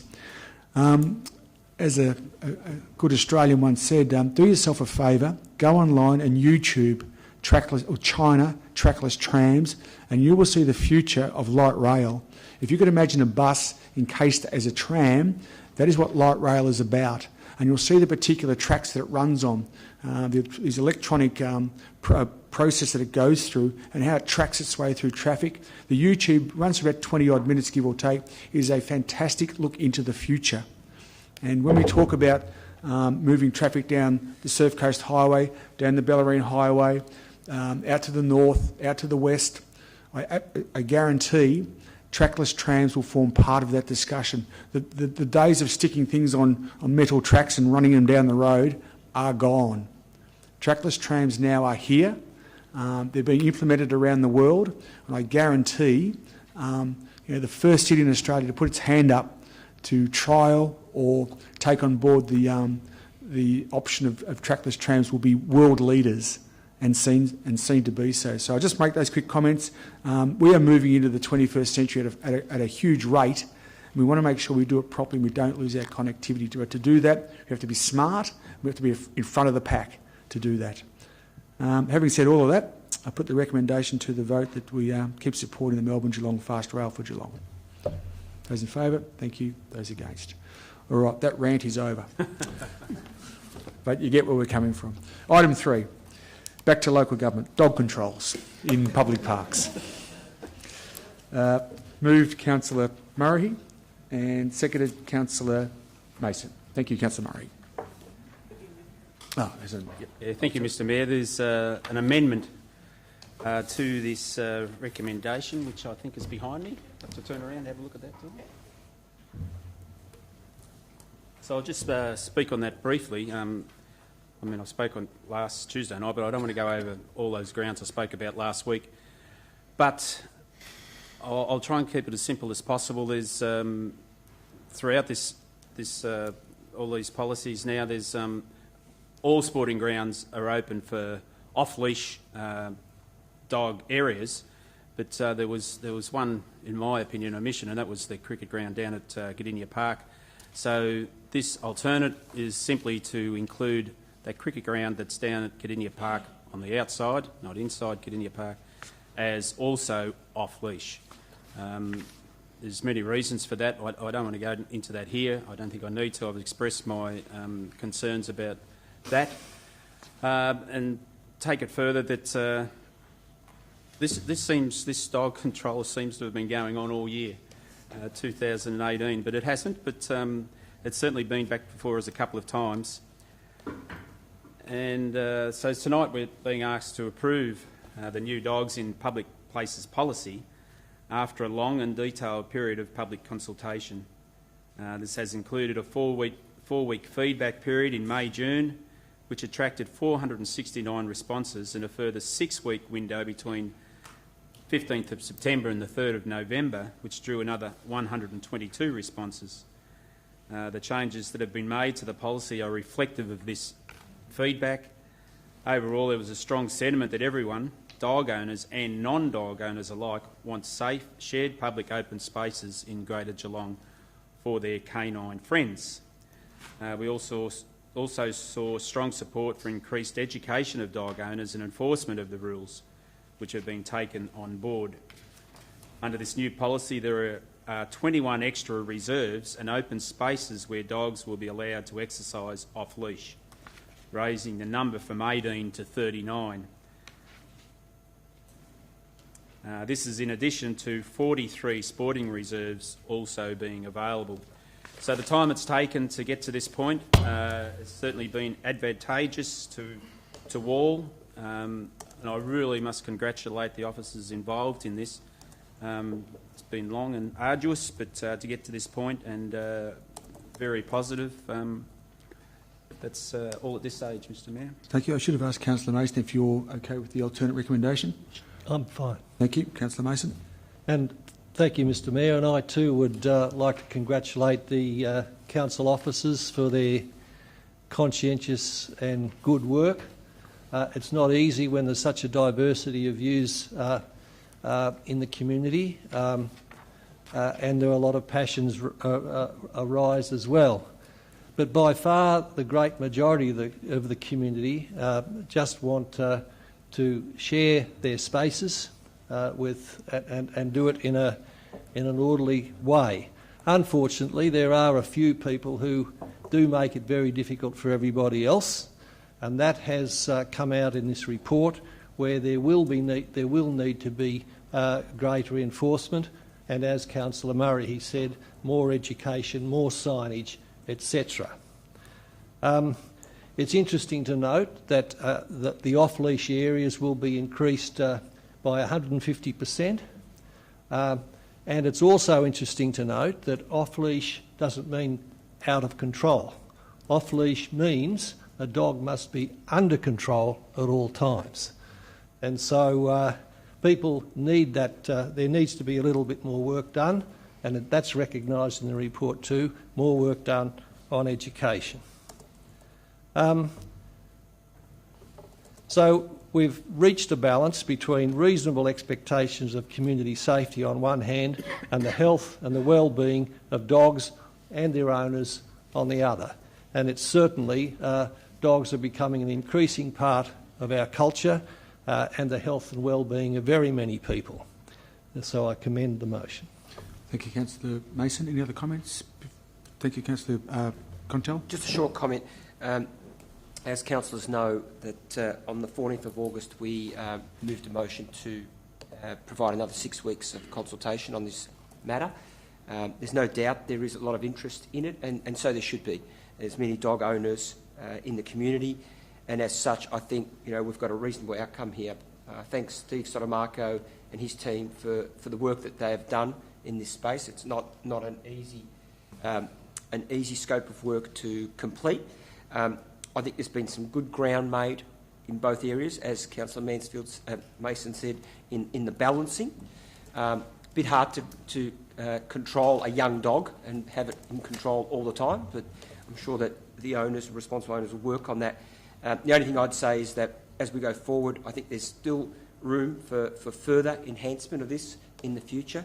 One area that I know the community is pretty keen on opening up to off-leash, and certainly have spoken to me about on a number of occasions, is Red Gum Island, and I think it's something that we need to consider in the future. But for today, I think we've got a reasonable outcome. Thank you. Any other comments? Councillor Sullivan, thank you. Yeah, at the risk of sounding like an echo chamber, it's wonderful to have this before us for the final time. There's been so much community consultation in this project. It's been outstanding, combined with collaboration with Bellerin Bayside.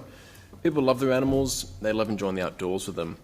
And but again, another echo, signage and education are absolutely key to the implementation of this policy and helping people stay within the boundaries so they know what's going on, they're up to date with what's going on in their community and can effectively stay within the boundaries. Thank you, Councillor Sullivan. If there's nothing further, I'll go back to Councillor Murray to close. Yes, thank you. I didn't realise Steve. He's here. I couldn't see him. He's just tucked away in the corner. I saw the hand just come out then. So thank you very much for your work on this, Steve, and Ian and all your team. And I thank the councillors for their anticipated support with this motion. It's certainly it's good to be at this point, and I'll keep it at that. Thank you very much. Put the recommendation to the vote. Those in favour, those against, that is carried. Thank you. Item 4 is the Osborne Park Master Plan, or the Osborne House Precinct Plan. Moved Councillor Contell and seconded Councillor Murray. Thank you, Councillor Contell. Mr. Mayor, I'd like to move the report with an amendment, if I may. Okay, so I'll read out what changes I'd like to make. So item 1, I'd like to strike out the word precinct to read Osborne Park Master Plan. That's in line with the resolution of the 24th of July, which I moved and Councillor Aitken seconded.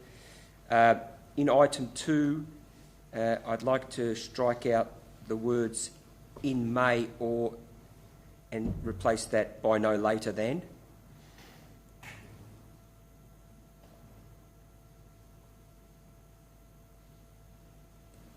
And then I'd like to add 2 more items, bear with me here, that Council conducts a community... Point 3. Should be point 3, that's correct.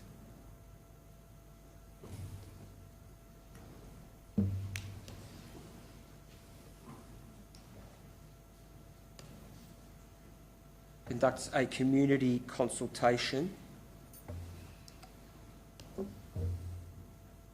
by the end of December 2018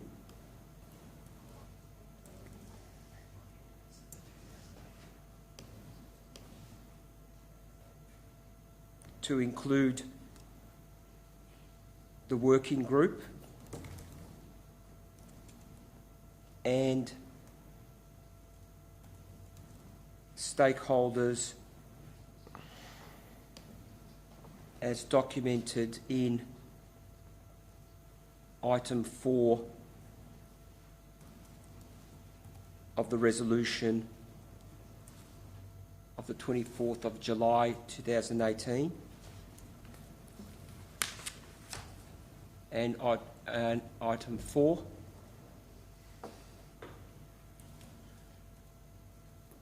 that the working group are kept actively engaged throughout the entire master plan development process.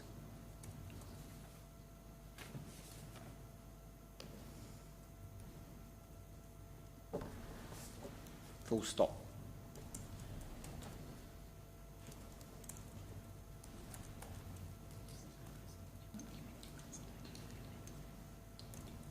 It just needs to be done by the end of December. No, a community. It says a community consultation. One of.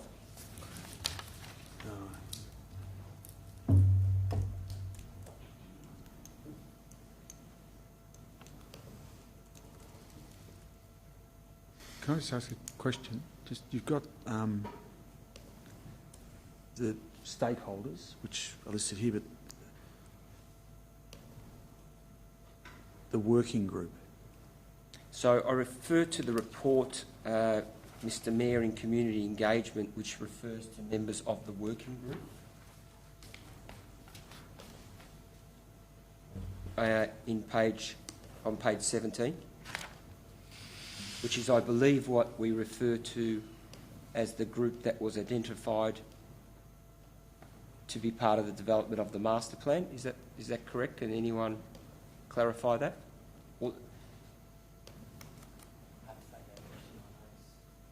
So, if you refer to the July 24 resolution, item 4,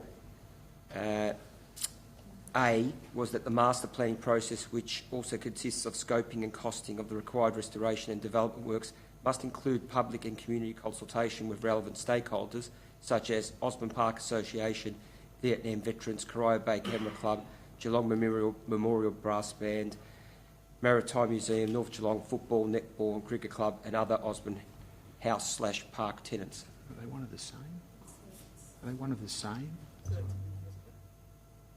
If they are, I'm happy to strike one of the words, but I want to capture both. The city has met with key identified community groups, in brackets working groups. Just kind of... There is a difference. Stakeholders actually include like the Hamilton Property Group, which when we passed our motion by the full council in July, didn't include them as one of the groups to be consulted with. And what this motion does is it clearly articulates what the working group is and what stakeholders are. I read it differently to exactly what it explains, but I understand what you're saying. Yeah. Yeah. Well, I guess... I don't think there's any harm in the way it's written. Your second is Councillor Murray. What are your thoughts? Oh, maybe with what Eddie's got. Okay. All right.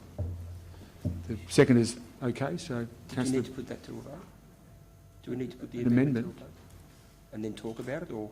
Well, it's now become a substantive motion. We've got to... Yeah. Well, my understanding... It's not contrary to the original motion. It actually just makes an adjustment. Yeah, so we debate this, and if it's lost, we go back to the original, is my understanding. So we don't need to vote on whether we're going to argue or debate it. We're just going to go have the debate and see where it takes us. Okay. So, Councillor Contel, that's my understanding of the process. Yep. Am I correct? I don't be wrong. Again. Councillor Contel, thank you. Okay. Thanks, Mr Mayor. So the report clearly is asking for a change in timeline, and this is where Councillor Renane may say, "I told you so." that we may not get the work completed by December. We were trying to keep ourselves tight and put challenge into the process, but clearly there's been some things fall over. One was resources has been a challenge. We also wanted to make sure that we engaged the correct consultant. Certainly heard what was asked in question time tonight, and I felt a bit flat-footed there. I'm hoping we've addressed some of those concerns. The intent always has been that the community groups that have been, stakeholders or engaged in Osborne Park and Osborne House for decades have a fair say in what goes on with the future of Osborne House, and that still is the intent. We're running behind. Today was supposed to be an opportunity to provide the community and council advice that we won't meet the deadline of December, as we suggested. There's still some work to be done.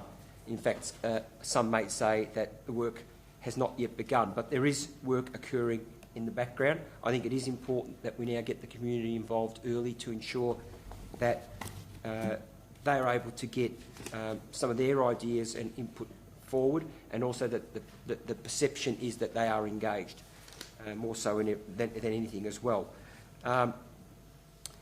I think other than that, I'll let others speak to it, but I'm hoping here what we're doing is providing council the opportunity to extend the timelines, to provide appropriate opportunity for the community to be engaged, and also to be actively involved through the entire process.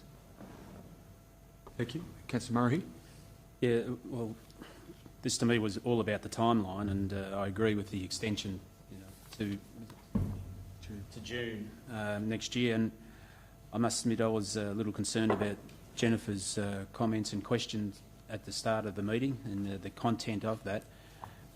So it raised some questions in my mind about what had occurred or what hadn't occurred, probably more to the point. So I support this recommendation now.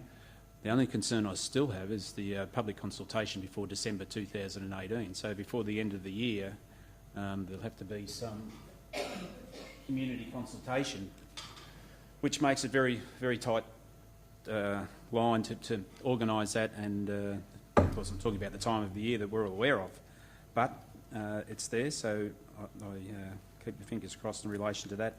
But support everything in relation to the alternative. Thank you. Other councillors to speak? Councillor Sullivan, then Councillor Mason. Thank you. The master plan for this area is of great importance, and it's something we don't want to rush and something we want to get right. I also support the motion. This is a very sensitive area to many people, Osborne House, and it's important to many community groups and stakeholders to definitely be consulted and be kept in the loop. Thank you. Councillor Mason.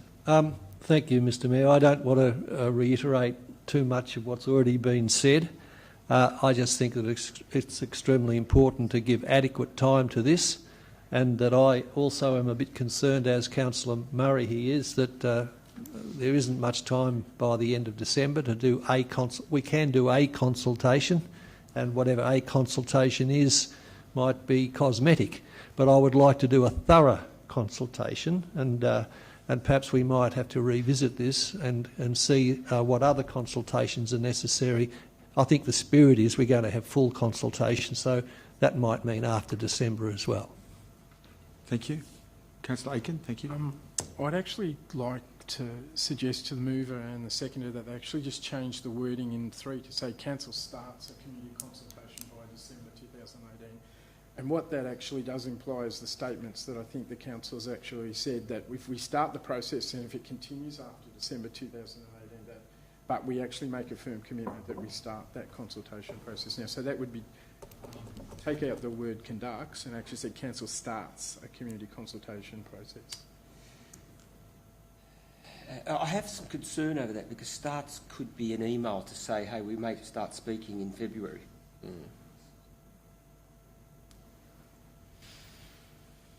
What's your motion? I think I'd prefer to stick with what's there, which commits us to at least holding one consultation before the end of the year. No, that's fine. That's a response, yeah. I'm happy that if it's not accepted, that's fine. I'd actually like to speak in favour of the motion that's put before us, if that's okay. Look, what the community's actually told us tonight, in particular representative from the National Trust, is that yes, we can go through a normal process and develop a master plan, which will then be put out for public consultation, which will then come back to council and we either accept or reject it.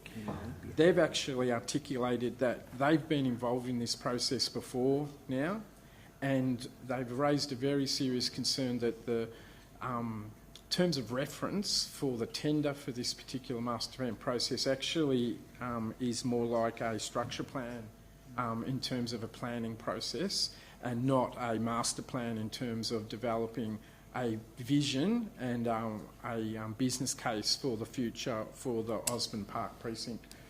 And as a consequence, I think to save a master plan coming back to council which is rejected, this is actually a very good way to adhere to the original motion that was actually put forward back in July of this year. And that was, as Councillor Contal has articulated, we want to work with the community that has a very strong interest in this project, and we wish to work with the neighbouring precinct people to actually come up with a solution that actually provides a sustainable and longer term solution to the Osborne Park precinct area.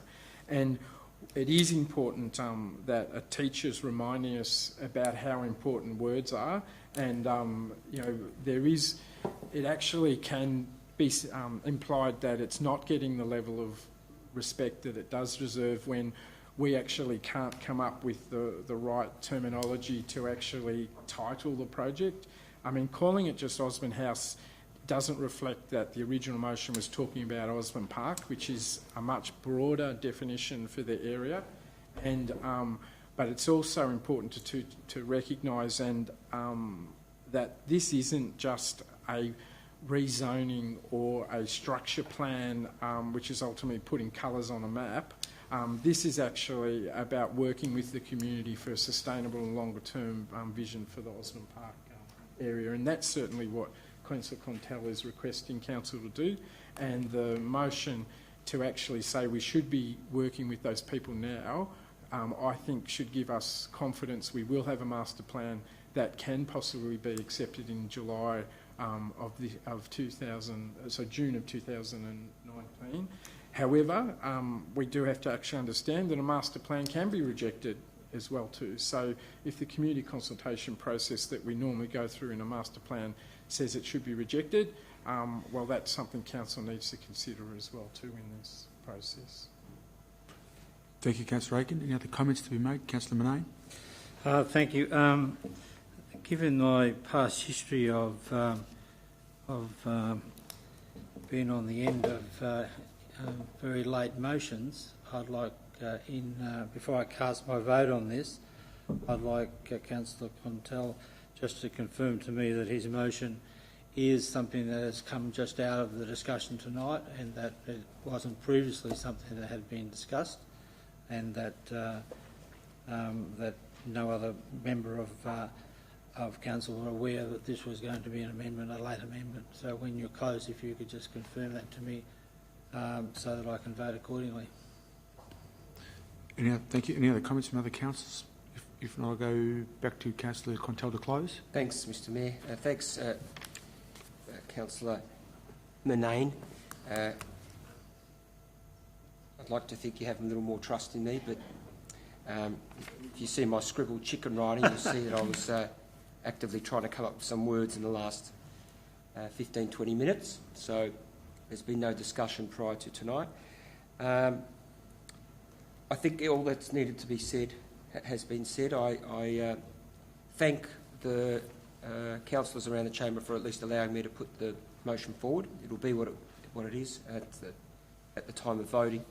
The only thing I'd say to the gallery and everyone else that's watching us, at 9 o'clock we're in item 4 of a 17-item agenda. So go and grab a cup of tea, a coffee, whatever you're drinking, and biscuits, and pin your ears back. You're in for a long night. I'll leave it at that.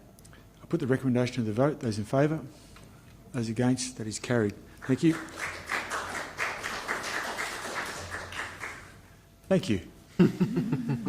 Item 5, the Sambar Street Reserve Play Space. Moved Councillor Murray, seconded Councillor Aiken. Thank you, Councillor Murray. Thank you, Mr Mayor. Councillors are asked to approve the construction of a new local playground and shelter at Sambar Street Reserve in St Leonards. This report before us tonight highlights that there is a gap in the provision of play spaces in this area of St Leonards, as identified in the Geelong Play Strategy 2012-21. There is $30,000 allocated in our budget to address this gap. Sambar Street Reserve is the preferred location in St Leonards due to its central location, accessibility, adequate space and being on council-managed land. The report also points out that a failure to provide quality, well-maintained play spaces can make it difficult for children to access play spaces. It details an extensive public consultation process on this proposal carried out during September and October. There were 129 responses. 115 of those were in favour, but there were 14 that opposed the playground. So there was a submissions review panel held on the 13th of November, right here in this very chamber. Concerns of the objectors include the suitability of the playground at this location given the age, demographic in the area, potential noise impacts on the natural look of the reserve, privacy, safety and maintenance of the new facilities. Playground designs have been amended and simplified to try and address these concerns. However, they remain unresolved. As a result, the matter is now before the Council for a decision. So, given the very strong majority is in favour of the playground, the recommendation is that we vote for it to go ahead. Thank you. Councillor Aiken. Look, I've seconded the motion, but I actually would like to hear from the local ward councillors what their community engagements have been and what their position is before I make a final position on the recommendation. What I do understand about this project is that it actually has been around for a long time now, and there has been a very organised community opposition program to this particular project, and it's really coming towards the end now where council does have to make a decision. We either accept the opposition or and not proceed with the playground. And I also note too, it's not just the playground. My understanding is that there's a shelter as well too that's been proposed as well. So it's about $45,000 worth of works possibly that can be undertaken. But ultimately, my final vote would be guided by what the local ward councillors wish to do in this particular project. Thank you, Councillor Aiken. Any other comments to be made? Councillor Asher, thank you. Thank you, Councillor Aitken, for asking those questions. It was a very interesting submissions review because the 14 objectors are basically the people that live around the proposed park, and the current park doesn't have a playground in it. I think, as we all noted when we were listening, the critical part is that whatever playground is put in there is sensitive and pays respect to the amenity and the visual impact on those neighbours. So I think I have great faith that the officers can come up with a solution that is respectful to those objectors. Thank you, Councillor Asher. Councillor Mason. Thank you, Mr Mayor. Yes, the three of us did visit the site, and we have been actively trying to find solutions to it. And it was a difficult situation where the houses surrounding the playground have no separated roadside or anything like that. Anyway, I think that we've really come around that there was a vast majority of the people within 400 metres did want to have the playground as it was, and similarly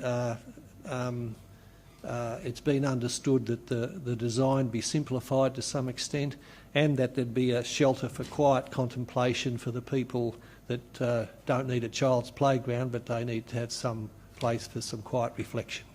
So I think that the spirit of the way it's developed is in order.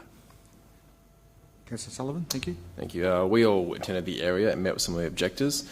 So we have quite an even view on this process. The area itself, a large open area, rough grass, and frankly, it needs something. It needs attention, and a park would be perfect for it.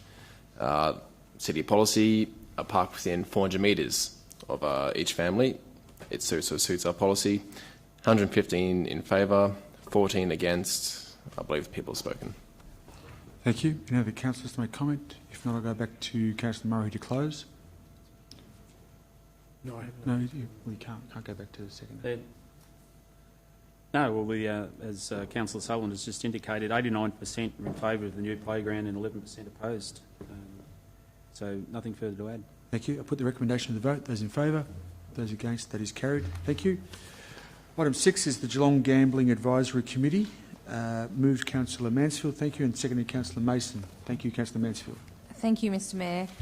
So this item is a follow-up from a notice of motion that came before Council on the 25th of September, put forward by myself and seconded by Councillor Aitken.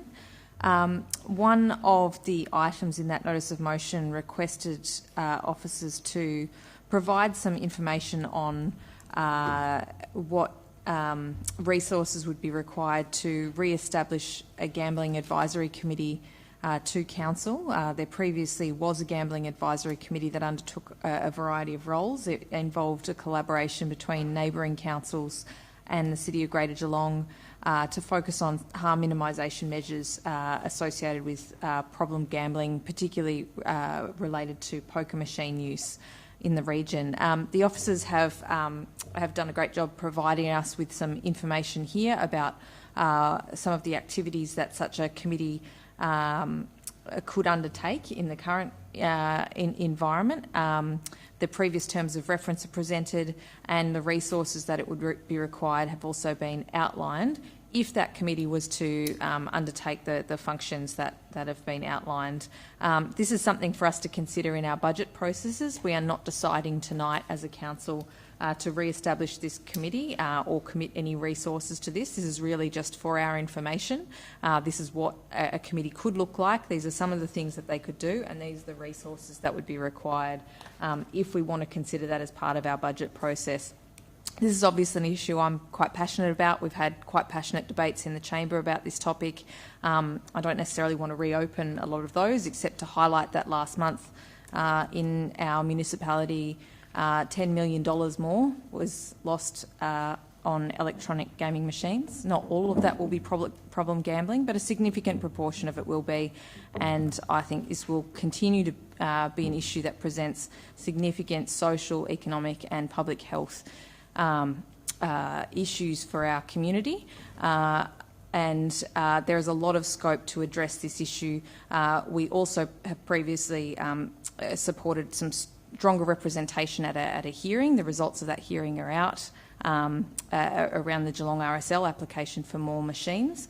As a result of, although the increased number of machines was approved, there are a significant number of concessions that the club will have to implement around harm minimisation. So as a council group, that effort we put in and that to focusing on reducing the harm to the community, I think paid off, because we have, although we still have extra machines going in, a lot greater emphasis will be placed now on reducing potential harm to the community from problem gambling. So I think that's an example of the kind of work that can be done.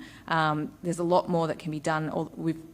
It's not just about reducing machines, it's about, we've got a whole lot of machines in the municipality already, and there's a lot of work that can be done around reducing harm from problem gambling, including education, raising the profile in some of the other work we do around mental health, family violence, and really linking with other organisations that work in this space. So I think this report's given us a few things to think about when it comes to budget time, but also, even if we weren't to re-establish the committee, some of the work that we could be doing to really strengthen our response to problem gambling in our region. Thank you, Councillor Mansfield. Councillor Mason. Thank you, Mr Mayor, and thank you, Councillor Mansfield. And I'd just like to emphasise that, yes, the purpose of the committee is to provide balanced and specialist advice on harm minimisation. And it's not to ban gambling, but to advise on responsible operation and best practices. I'd also like to note that I've been a bit interested in this subject of recent times, and I think we can note that there are various clubs and organisations, for example in Melbourne, that have decided not to have electronic gaming machines, and the atmosphere in these institutions has changed accordingly. Just to carry on, the committee that we're proposing, or is being proposed, would contain a core group of up to 10 people from local government, gamblers' help services, venue operators, related government agencies and community organisations. Anyway, here we're being asked to give the mandate to consider the financial and staffing implications and the estimated costs in establishing this committee, and they're of the order of $52,000. And that will be going through the budget bid process where we'll all give it due consideration. So I commend the motion. Thank you, Councillor Mason. Anyone else to make comment? Sorry, Councillor Aiken, then Councillor Contell. Yeah, look, this is just actually a report on information. It's nothing else. It actually doesn't commit council to any particular decision. It actually is just the officers responding to the original motion, essentially saying that by November, report to council what are the implications if this committee is actually re-established. We now have that information back, and it actually just says that it should be referred to the budget process for consideration, and if councillors have an opposition to it then, or support, that's actually when they should be debating the particular issue. This is just purely a report to note. Yeah. Thank you, Councillor Contell. Ditto. Thank you, Councillor Contell. Any other comment to be made? If not, I'll go back to Councillor... Oh, sorry. Ditto. Ditto, thank you. Any other dittos? If not, I'll go back to Councillor Mansfield to make more sense. Nothing further to add. Thank you kindly. I'll put the recommendation to the vote. Those in favour? Those against? That is carried. Thank you. Item 8, item 7, Plastic Wise Program. Move Councillor Mason, Councillor Mansfield, and seconded Councillor Mason. Thank you, Councillor Mansfield. Thank you, Mr Mayor. Similarly, this is a report back on a notice of motion put forward by myself and supported by Councillor Mason this time. Back in our community focus meeting on the 14th of August, and I sincerely thank the officers involved in the preparation of this paper. Quite a bit of work has gone into looking at what other councils do in this space, and some of the lessons we can learn from those councils. Once again, this is really a motion that is outlining what the resources are that would be required to support the development of such a program.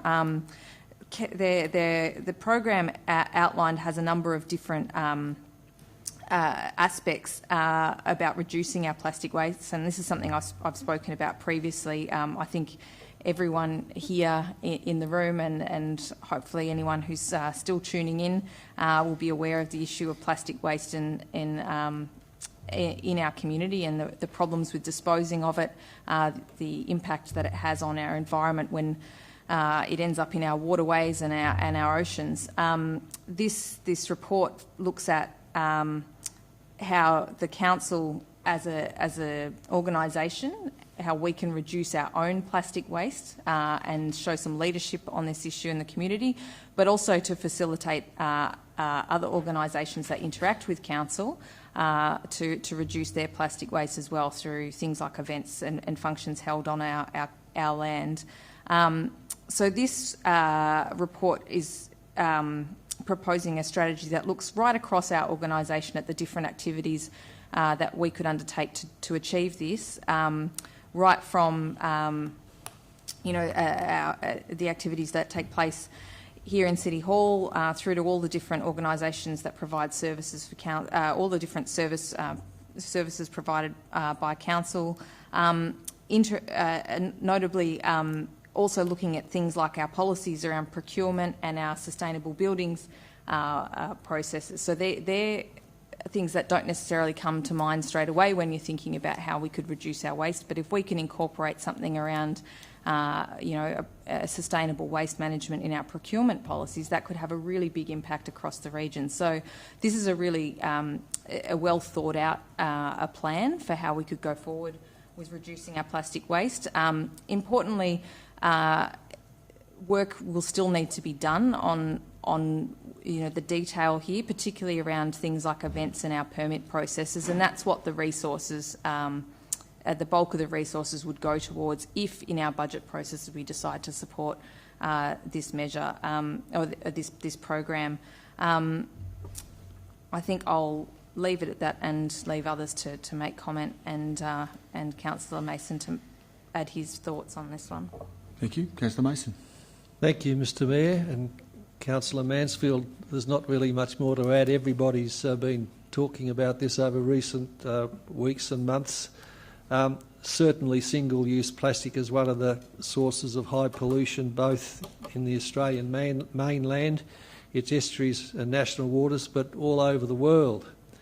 And plastic bags, plastic straws, balloons, especially those that are sent off into the atmosphere using the rare inert gas helium, all end up in the food chain and kill a lot of birds, fish, animals.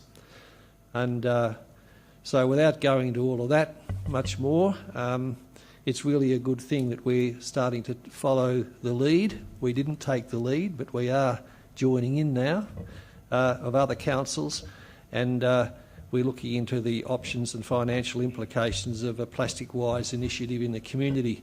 And I note the next item on the agenda is Geelong Major Events Committee Annual Report, and I hope that next year in that report we'll include our plastic-wise, some plastic-wise activities. So we're very enthusiastic to support the development of the program by 2019, And note that the estimated cost is about $55,000, and again, that will be in the budget bid process. Thank you. Thank you. Councillor Sullivan, then Councillor Murray. Thank you. Thank you, Mr Mayor. We all know the impact of single-use plastics it has on our environment, and it is drastic. So I'm supportive of a few of these initiatives I'd like to point out, such as support for community workshops on reducing waste and single-use plastics.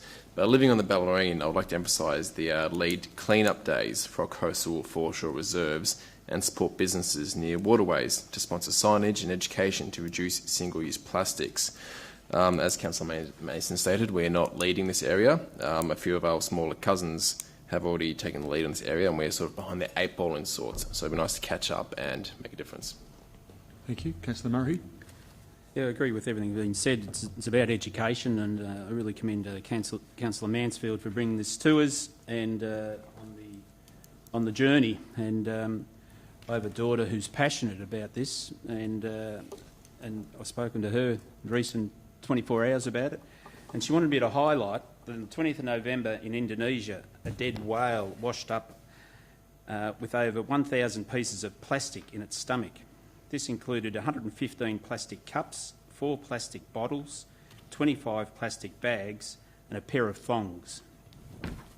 And she also tells me that 50% of turtles that wash up on Australian shores have plastic inside their gut. So whatever we can do is positive, and this is a start, and what Councillor Sullivan has said, our smaller cousins that I know, like Surf Coast Shire, do lead the way in relation to single-use plastics at their events. So Councillor Mason made the great point that the next item on the agenda is the Geelong major events. Well, if we adopt a policy, I think some of those events will be more expensive to run, but that will be the case that there'll be no, like Surf Coast Shire, their events, no cable ties, no plastic bottles, no single-use plastics. So we have a long way to go, but I think the younger generation are teaching us, and we have to catch on very quick as a council. Thank you. Councillor Aiken. Look, my only comment, which is slightly different to everybody else, is that I actually read the report, but I don't get the understanding why we have to wait until December 2019 to actually have the development of it. I actually think the discussion that the councillors have all said tonight implies it's actually much more urgent than that.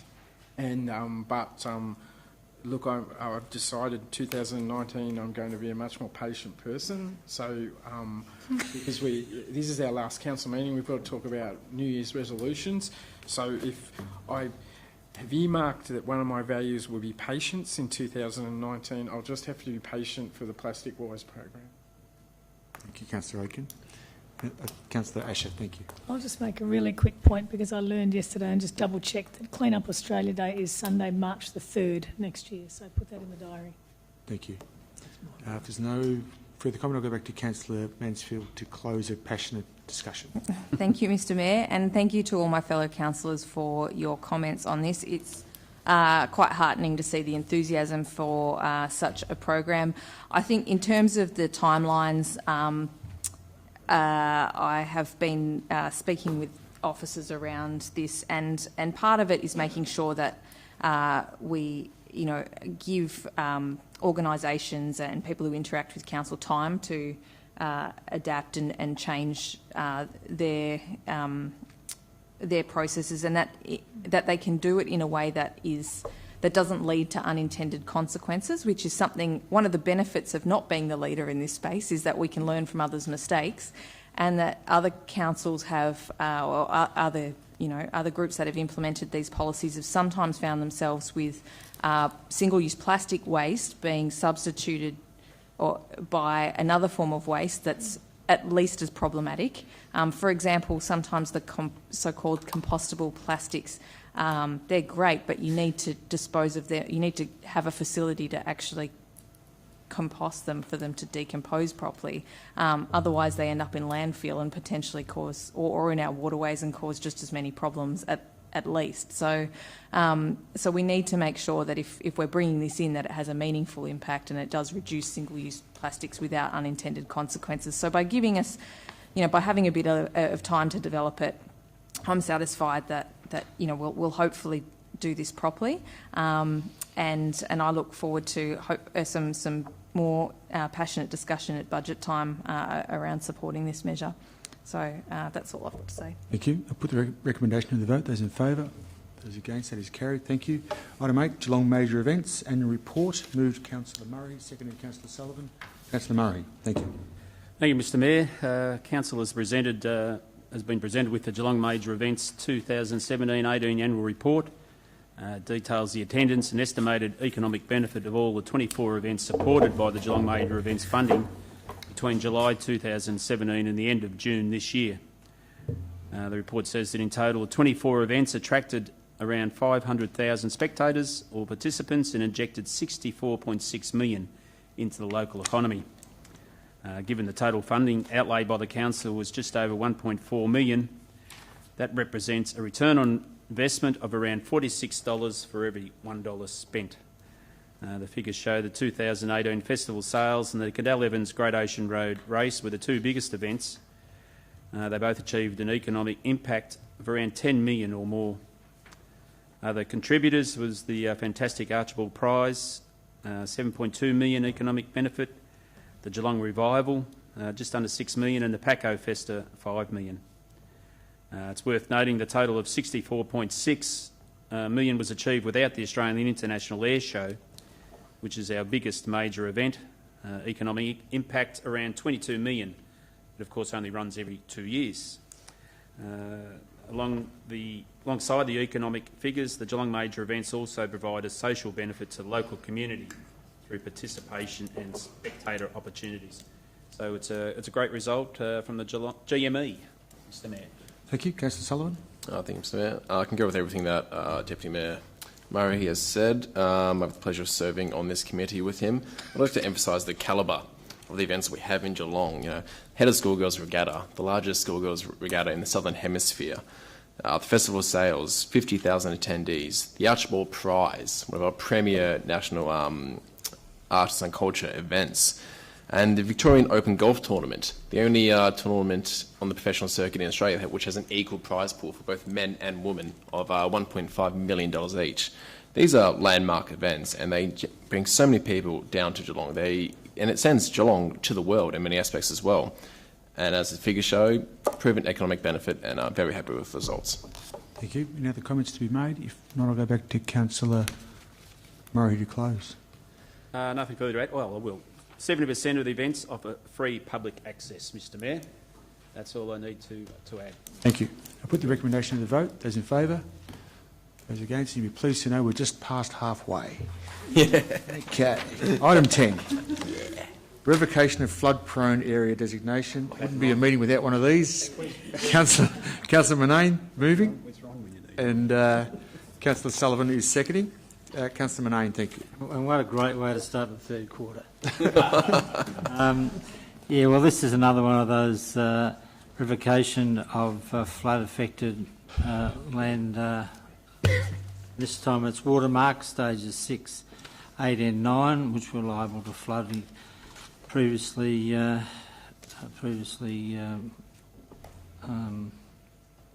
pursuant to the regulation. Better known as 228 to 262 Reserve Road, Charlemont, and we'd like to move that destination be removed. Thank you. Councillor Sullivan. Oh, look, I'm terribly excited to be able to second this motion. I see this come, every meeting they come and go, and I just have to sit on the sideline. But I'm able to second this motion, Mr Mayor. Thank you. Thank you. Any other comments to be made? If not, I'll go back to Councillor Manane to close. Thank you. I put the recommendation to the vote. Those in favour, those against, that is carried. Thank you. Item 11 is a transformation program quarterly update. Moved Councillor Murray, seconded Councillor Manane. Thank you, Councillor Murray. Thank you, Mr Mayor. The transformation program was developed in June 2016 to track the city's progress against the recommendations of the Commission Inquiry Report and the actions from the Halliday Report. Since 2017, Ernst & Young have been providing an independent status update on this program each quarter. So we've been presented with the September report. It states that 28 projects in the transformation program, 4 are complete, 19 50% complete or more, and 5 are less than 50% or more complete. It shows that the council is tracking well, and Jude's gone, but she may be listening in her car. So, Jude, it's a great report, and thank you very much. Thank you. Councillor Monet. Thank you. Yeah, I think Peter said it all. Just interesting to start to see some of these projects actually coming to completion and some well past 50%. So we're getting somewhere, and also probably worth mentioning, and we're going to discuss this later on, that some of the pressures that we have in council as far as workloads, and we're doing this on top of our current workloads, which is pretty commendable when you think about what we're dealing with. So we're good work by the team. Thank you. Councillor Mason. Thank you, Mr Mayor. I endorse Councillor Murray's observation that the primary monitor's not here but could be still observing. Yeah. And in that light, one of her observations was, as we discussed today at an earlier meeting, asset management. And it's good to see that the CEO has focused on asset management and better utilisation across the municipality, and that it's seen as a major priority. Thank you. Thank you. Any other comments to be made? Councillor Sullivan, thank you. I'd like to add, Mr Mayor, a few of the community key achievements noted for this quarter include community engagement for a new social infrastructure plan and an audit on all buildings to be used in developing the plan, a new online complaints process, which is now publicly available, and the Central Administrative Office Project Advisory Committee established, site selected, and budget funding model confirmed. So we're ticking the boxes as we go along. Thank you. Councillor Contell. Thanks, Mr Mayor. There's certainly some great achievements in the report, and gives a clear indication that we're certainly progressing well as a group. What's visibly obvious is that we've now got an excellent CEO that's now leading the team. We're really starting to establish a strong executive team, now with most real roles close to being filled, particularly now with the latest two appointments with standout candidates.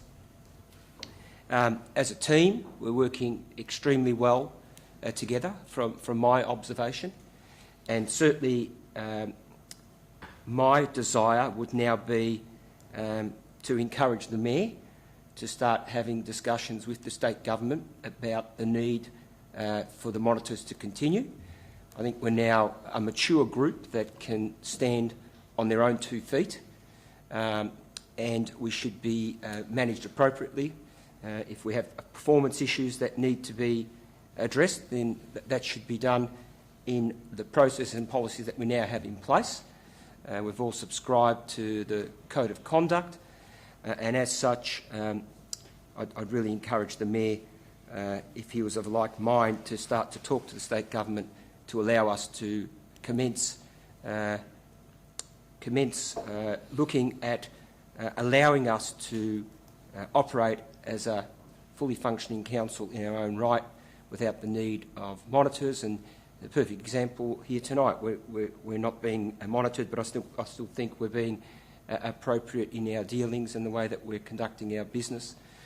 Equally, it would be certainly a cost saving to the community that could be better utilised on many projects that we will be looking at as we head into the budget.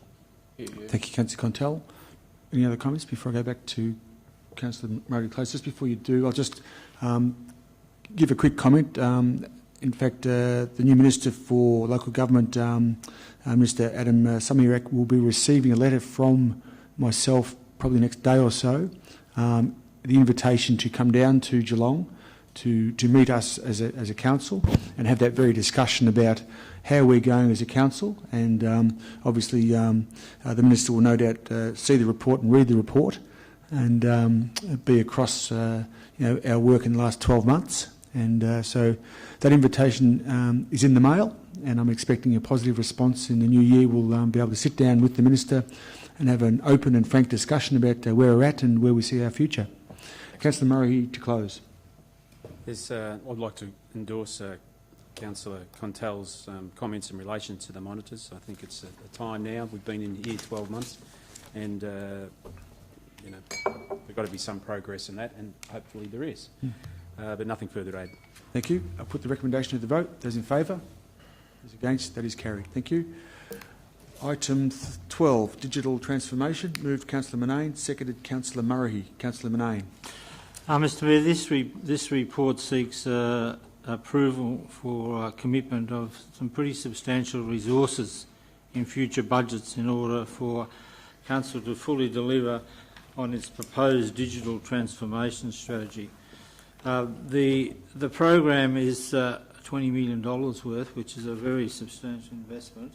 1.6 million already in existing budgets, and the rest spread over the next 4 years, including the licensing fees, which are already been accounted for, some $5 million.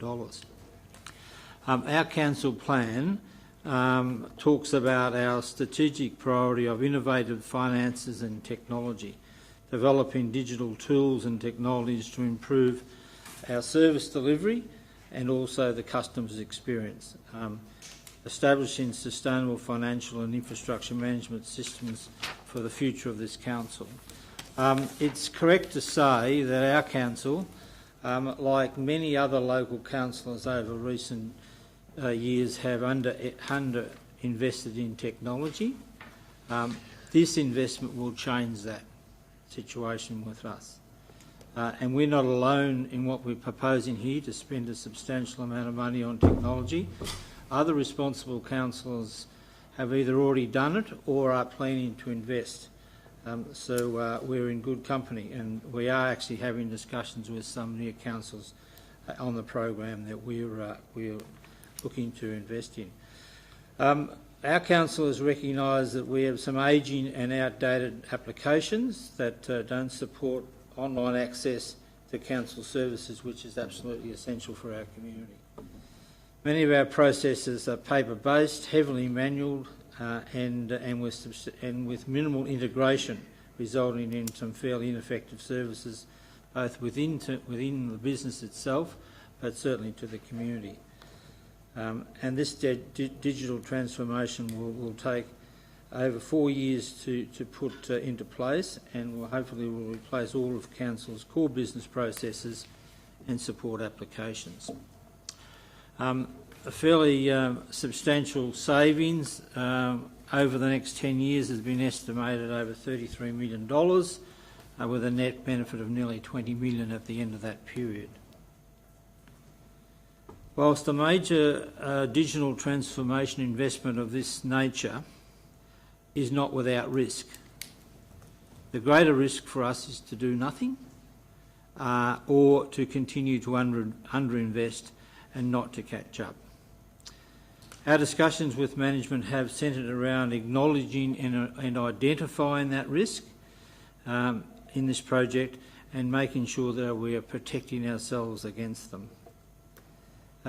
When you look at it, Mr Mayor, the next few years should be an exciting time to be an employee of the City of Greater Geelong, having the latest in technology advances available to us to do our job, and then, of course, moving into those lovely new administrative offices in 4 years' time. So what a lucky bunch they are to be working with the City of Greater Geelong.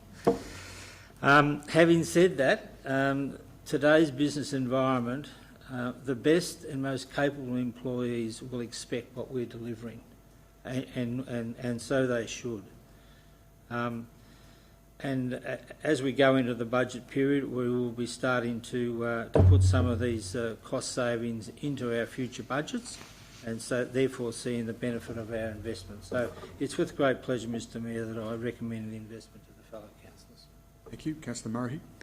Yes, thank you, and I endorse the comments made by Councillor Manane, and also highlight comments that even Councillor Contel made in this chamber a few weeks ago about the importance of this decision, and really highlight what a big decision it is.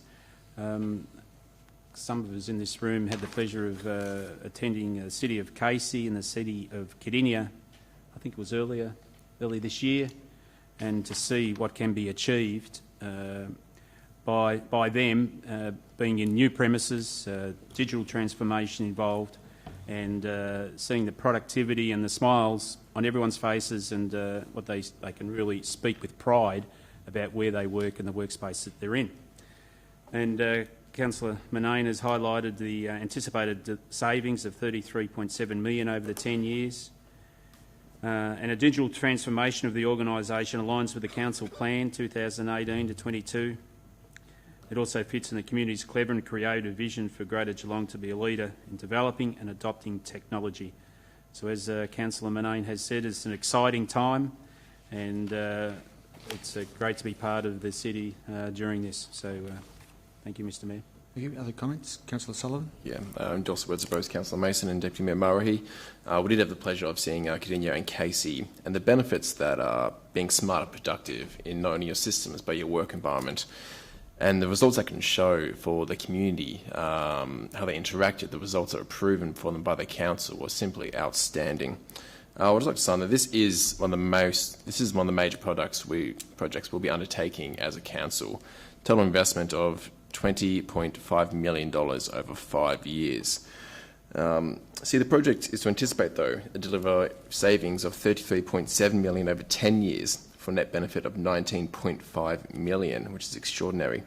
The program will assess the city's existing online services and then look at developing automated online services that will improve community access to council, improve online access to council services, provide the community more options to engage with council, deliver quicker processing of service requests for the community, deliver an increased level and quality of service for reduced cost, and reduced risk by minimising manual processing. Now, there will always be a place for face-to-face contact with members of your community, but the world is going digital and the future will be digital. So we do need to invest in these areas to make sure we can get the best service that we can. Thank you. Thank you. Any comments? Councillor Aitken, then Contel, then Manson. I'm not going to repeat the what's been said by the other councillors, but I actually just want to put this into the context of why we actually are creating an overspend in our delivery of doing digital information for the next 4 years. And the reason essentially why we were going to do overspend is because we've had underspend and an underinvestment. And the Commission inquiry that was handed down, which 4 of the current councillors know quite intimately, was very critical of the organisation's underinvestment in digital information, and it actually stated quite clearly that it actually contributed towards why the Commission of Inquiry was established, and then ultimately a number of the recommendations that came from it and that this council and administration's actually being judged on includes what is now an overspend that's needed in the digital transformation. And ultimately, the Audit and Risk Committee will be pleased with this recommendation as well too, because they have made it quite clear that Council has not fulfilled its responsibilities in relation to business improvement and system improvement associated with digital technology. And the investment that we are putting forward tonight is significant and responds to all those major inquiries and those reporting bodies, and also the local government minister who we have to report to say what we are doing to address the underspend that has occurred in digital technology for the City of Greater Geelong. So this investment for the broader community to understand is significant over the next 4 years, and unfortunately we don't have a choice. We actually just have to do it, get on with it, and actually fulfil all those requirements that we have as councillors with our responsibilities. Thank you. Councillor Contel. Yes, thanks, Mr Mayor. I agree, and I'm certainly supportive of where we're heading and understand that there are great benefits to be gained. And I just continue to reiterate, I guess, we just need to do it with some caution, some awareness, and continue to familiarise ourselves with what we're heading into. The 20 odd million, whether you say it fast, slow, or otherwise, yes, it's a lot of money, but that's not necessarily my concern. My concern is what that could turn into if this project is not managed appropriately. And better people than us have failed in this space. And so what I feel we need, and I need to understand the detail more, and I'll make sure that I do in the coming weeks, and if I need to put anything further forward, I will. If I don't, I won't. But I think we need an independent auditor monitoring our progress, both financial and operational, and we need to have a report come back to council on a quarterly basis, I'd suggest, just ensuring that the progress that we're intending to make and that the financial expenditure that we're committing to tonight is on track, because this can get out of hand very, very quickly, and when it does, it's significant funding. And we're also committing future councils to this. So it is exciting. It can bring a lot of evolution in what we're doing, but equally we just need to ensure that as councillors we will never be experts, but we can at least monitor the progress of the project and understand if things are coming off the rails earlier rather than later. I think that's really important, because this is not introducing an ERP system to fit the current processes. This is changing all of our processes to fit the ERP system. Because if we're going to keep doing what we're doing and just developing a digital platform for that, that's not going to bring us any efficiencies. You guys all know that. So that's all I'm suggesting, is that we need to stay on top of it as much as we can as councillors, and with the knowledge that we have, also from a monitoring perspective rather than from an expertise. Thank you. Councillor Mansfield. Thank you, Mr Mayor. And I'd like to, support the comments made by Councillor Contell. This is a really exciting project, but having spent my professional career in healthcare and been involved, and also been, I suppose, at been involved in committees that have looked at how we can better do IT in healthcare, and looking at countless failed projects to improve that in that space. I can certainly understand the hesitations that, or the concerns that Councillor Contell has expressed. Done well, this could be transformative. Done poorly, it could lead to a lot of headaches, or and at a lot of expense. So I think I'm hopeful that this will be implemented well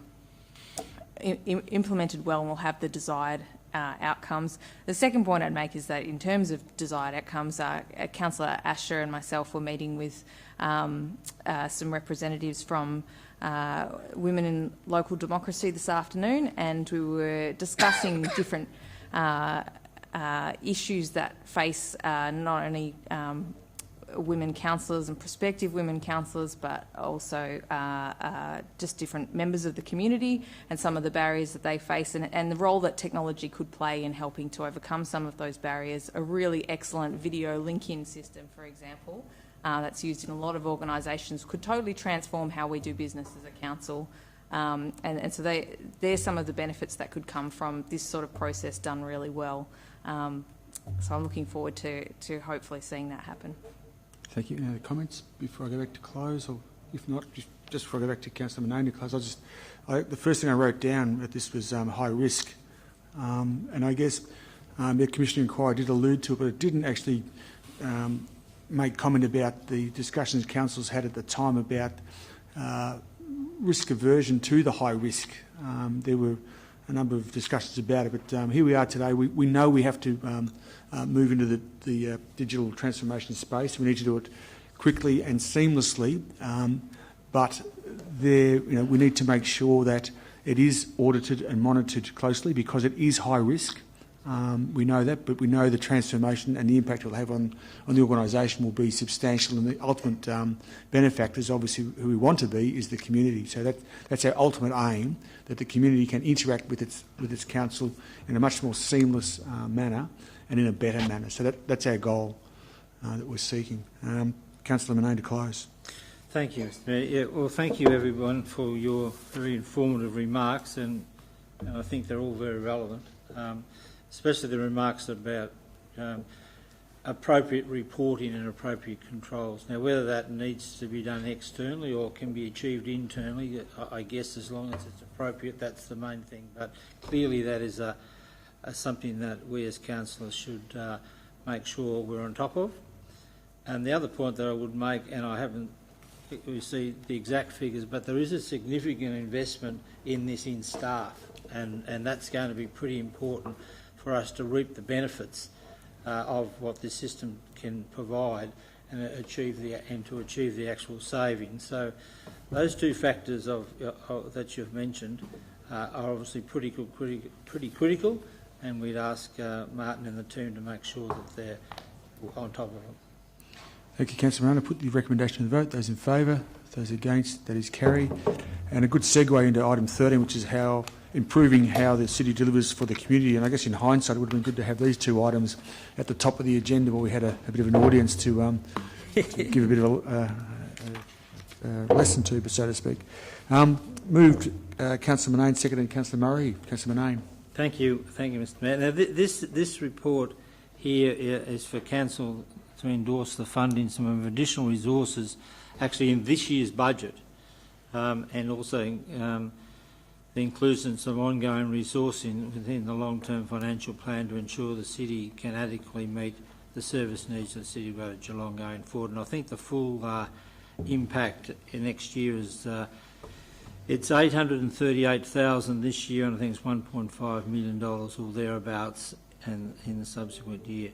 Now, councillors, you will recall that when we delivered the current year's budget, we deliberately delayed our decision on increasing in staff in numbers until the appointment of our new CEO, and gave Martin Carter the opportunity to make his own personal assessment of the organisation and its staffing requirements.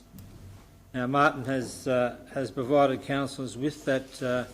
With what will no doubt be the first of many reports on enhancement to this organisation, and especially, I guess, in terms of the implementation of the new digital transformation program we just talked about, where obviously there'll be significant changes to the way business is done. In the report that Martin has given us, there are the statistics around growth within our organisation and our region are quite astounding. And clearly they justify the increases that Martin is proposing. Further to that, though, Martin's contention is that this staffing increase is what is required to get our organisation back to base, having not covered staffing losses over the last 6 months, and obviously there's always turnover, and notwithstanding that, the need to cover our growth as a business. And so that's the basis of what this report's about. I note the heading that Martin has used to introduce the subject, and I think that's pretty relevant. Improving how City delivers to the community.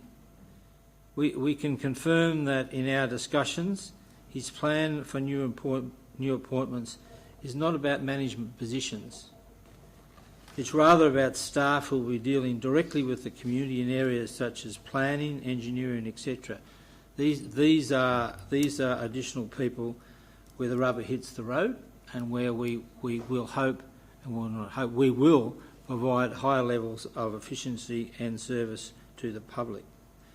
I also like Martin's approach of having the courage to address this issue now, and recognise that it's not easy to come to the boss and ask for more staff. It's never an easy conversation. But in planning to get an organisation in as good a shape as necessary to cope with the challenges ahead over the next 3 years is pretty essential. And we've just been talking about the digital transformation strategy. The amount of work that's going to be involved in that, and the risk involved if we don't do it well, is pretty substantial. Not accounting for the fact that we are already in the stages of planning for the new head office and what that's going to entail. If you're about to run a marathon, then you've got to get fit for the challenge, and that's effectively what we're doing here, because we've got a marathon to run. Having said that, Martin and the team will be required and held accountable to deliver on the savings and the additional income associated with this additional investment. In addition to that, also providing the efficiency savings that will be associated with the digital transformation program. So there's a commitment that has been made by Martin and the team to make sure that there is real value to the business from what is proposed. And I think importantly, it's always positive. It's always a positive thing when councillors can back management and back the staff. And clearly that's what we're doing here, and we have no hesitation in endorsing Martin's recommendation and look forward to seeing those additional staff on the ground. Thank you, Councillor Manane. Councillor Murray. Yes, thank you, Councillor Manane. I think what the point where we are at tonight probably goes back to the first day after we were elected as or sworn in any event. The very first day our previous CEO resigned, and it gave us as council an opportunity to really look forward, and as a group with a new CEO that took some time, but when Martin was appointed, we believe we had the right man for the job, and I think it's taken 6 months to get to the point where we're at today, and it's where a lot of us council, I think, thought when we were elected. We were hearing from the public, and I think we made our own assessments, and to the point where we're at now has reinforced, I think, the thoughts that many of us did have back when we were first elected. So after a broad review of the city services, has been revealed a need for more staff. And the city is dealing with record population growth. And as our new CEO says, or quoted in the media today, as the local council, it is our role to keep this momentum up and support sustainable growth efficiently and effectively. Our current resourcing, particularly in the areas of planning, engineering and social infrastructure, is inadequate to meet the increased service needs. So I think this is timely. It's come before us. It's got my full support. And as an organisation, as Pat says, we can keep up, or we can, take a step forward. And this is about taking a step forward. Thank you, Councillor Contel. Thanks, Mr. Mayor. Look, a lot has been said about how we've got to this point, but also support the CEO's request for this funding to put on additional staff. I wouldn't normally be comfortable with considering such an amount mid-term of a budget, but a CEO's responsibility is to identify challenges and opportunities within a business. And I know we're not a business, but there's still many practices and methodologies that CEOs work towards that have that trait about them, whether it's a community organisation, local government or corporate. And it's to deliver back to their customer, or in our case, to our residents. There is no doubt that we're growing at a rate of knots, and if I'm correct in what I'm hearing, we're at the moment the fastest growing city within Australia, with some 150 to 180 people entering our region on a weekly basis. We just spoke about the transformation project. One thing I forgot to mention that I did mention in the chamber, and I know that councillors are aware, but for that project we're actually going to be taking out of our organisation the best people to help develop what's needed in that transformation. So we're going to lose a lot of skill and knowledge in our business. And so it's important that we have succession planning and that we have more good people joining our ranks. What you need to be able to provide an organisation is good processes. We're working on those. You need to be able to provide the tools for people to be able to do their job. The transformation project is an example of that. The CBD, the civic accommodation, is another example of that. You then need to be able to create a positive culture and attitude. There's no doubt that the CEO and the team are working on that. And then, to phrase Jim Collins' comments, you then need the right people on the bus but in the right seat. And that's extremely important. And so what I'll touch on just very quickly in support of this report, which I know that Councillor Asher will support me in, is that we, Councillor Asher and I, with the support of the Mayor and the councillors, held a building planning and engineering forum. We have had 2 of those sessions now, which was very strongly supported by the new CEO as well, and most recently our new director. And we met with some 40-odd, developers, project managers, architects, and the like. And whilst there was strong themes around all manner of issues that we need to improve in, communication being one of them, but resources was a big cry from this group. That, we're slow. We haven't got people to replace people when they're on holidays, when they're away. There's inconsistency in the way that we process our applications. I was told by our new director that, broadly we have some 30-odd planners at the moment, and they're dealing with about 87 planning applications each a year, which calculates out to about 2,600. From what I understand, reasonable practice is about half of that. So if you take into consideration that we're the largest growing city in the nation and we're already bogged down, well, we've got no hope. We've got no hope to cope with that growth. So we must give the CEO what he's asking here tonight, which is about 37 EFTs, but 28 of those being in the growth area, which is planning, building and engineering. Once he has those, and he continues to work on his processes and the tools with his executive team, then we expect the right people to be on the bus. We expect those right people to be sitting in the right seat and then delivering and being the needs of our residents. So I fully support this.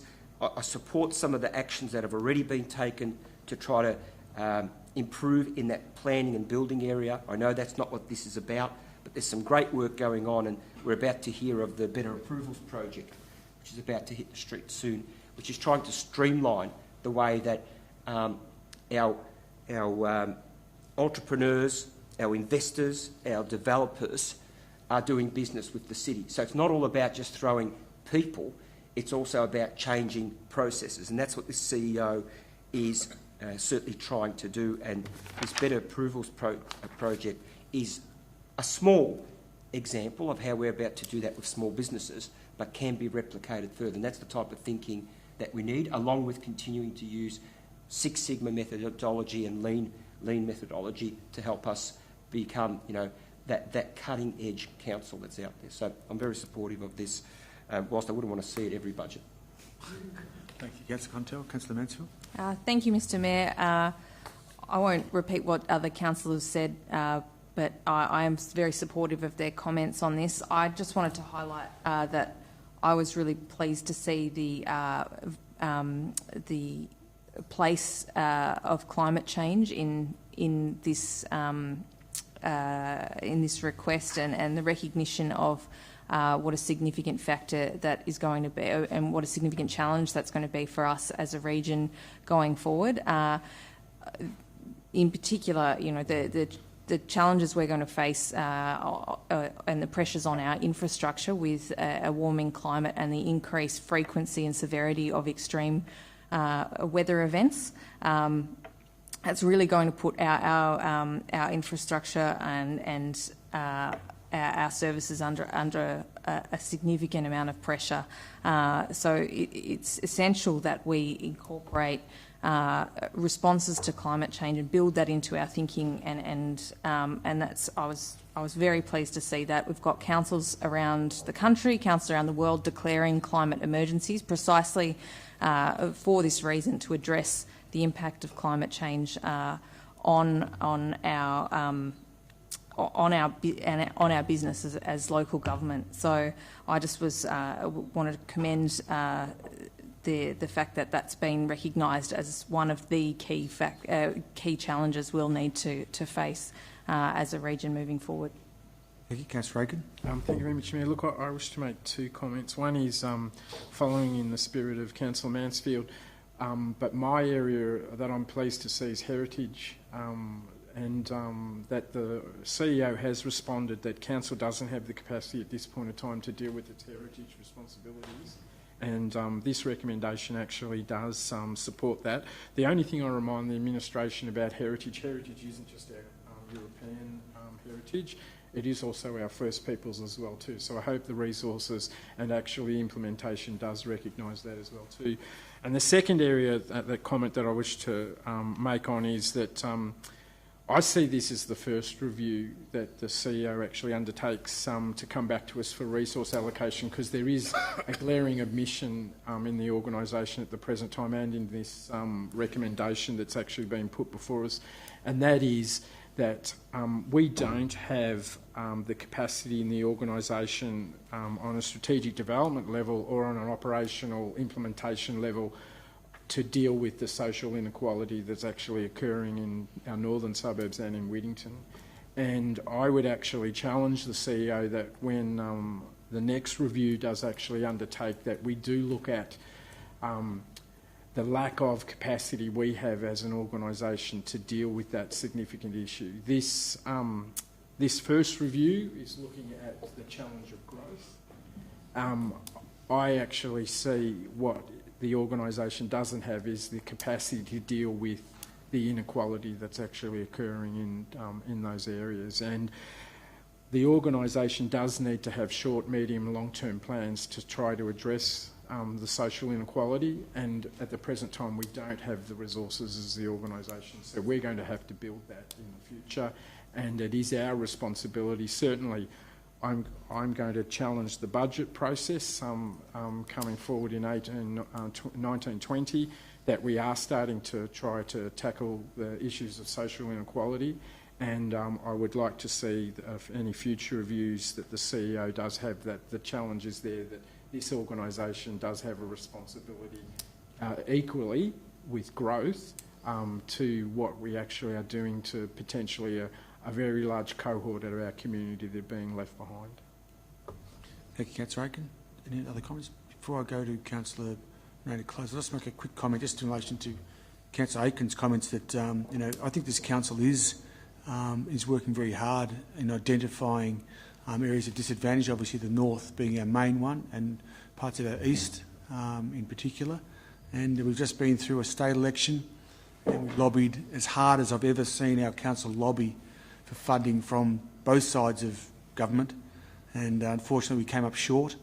We have a federal election and I'm sure we'll go as hard again. I've just come back from Canberra again asking in relation for funding for the north, for the Northern Arc. That will continue. I really think this council is working hard to raise the issues, to put its money where its mouth is, so to speak. Our $20 million is on the table for the Northern Arc. The state and the feds is not. Again, I just make that comment. Whether it makes us up the highway or not, I don't know. But the fact is, I think this council is having a red-hot crack at the issues that we face, and we will continue to do so. So I just make those particular comments that we're doing our bit. We need help from our colleagues at the state and federal level. If we're going to have the genuine impact we need, we can't do it on our own. Councillor Manane to close. Thank you, Mr. Spear. Just one final comment. Just on reflecting when we did the budget many months ago now, we actually came up with a budget surplus of 2.3 million, I think it was, and it did seem like a lot of money at the time, but as we pointed out, it was a very, very low percentage. I think 0.05% of our budget of 450 million. It just goes to show that you need to do a little bit of astute budgeting when you're actually dealing with a business of this size, both in terms of its range of services and the size of the business. It can soak up an amount of $2 to $3 million very quickly. Obviously, this request is of utmost importance. We're dealing with the Bellerin building, we're dealing with Broderick Road, we're dealing with these things that come up during the year, and that's why astute budgeting at the time when we do it must have these little gems there so that we can meet these challenges and as they arise. And we'll be faced with that again in a few months' time, and I encourage people just to reflect on this moment, because I'm sure there are more things around the corner. But in terms of tonight, thank you everybody for the support for the team. I suspect that it's great news within the business, Martin, and it's great for the business to, I guess, to appreciate that the council group are right behind what you're doing. Thank you. Thank you. Put the recommendation to the vote. Those in favour? Those against? That is carried. Thank you. We're up to item 14, planning authorisations. Council staff Moved Councillor Mason and seconded Councillor Asher. Thank you, Councillor Mason. Thank you, Mr Mayor. This is just a very quick procedural issue, and it's to appoint a council officer as an authorised officer under the Planning and Environment Act 1987. And so John Rush has just been appointed and employed by the council, and it's required to authorise him under the Planning and Environment Act.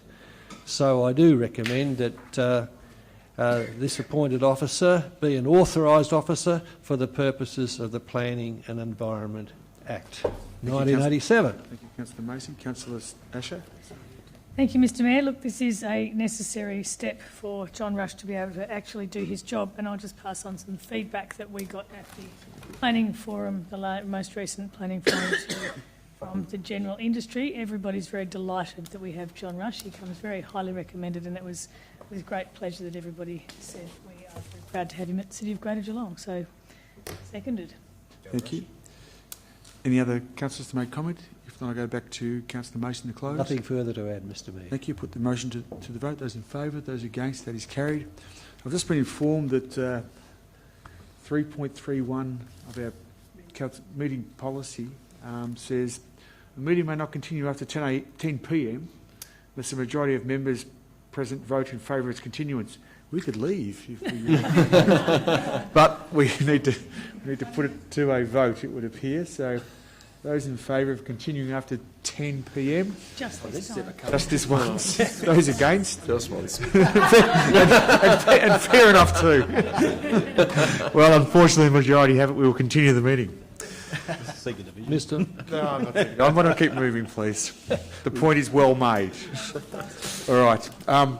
We're going into confidential. So I need a mover for item 15 to go into confidential, please. Move Councillor Sullivan, seconded Councillor Asher. Those in favour, those against, that is moved into confidential. Thank you. Item 16 to move into confidential. Move Councillor Sullivan, seconded Councillor Asher. Those in favour, those against, that is moved into confidential. Thank you.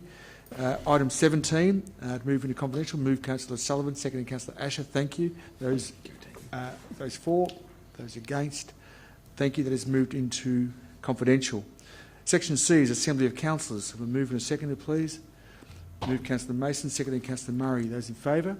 Those against? That is carried. Thank you. Section D is the planning delegations. Move in a second, please. Move Councillor Asher. Thank you. Seconded Councillor Sullivan. Those in favour? Those against? That is carried. Thank you.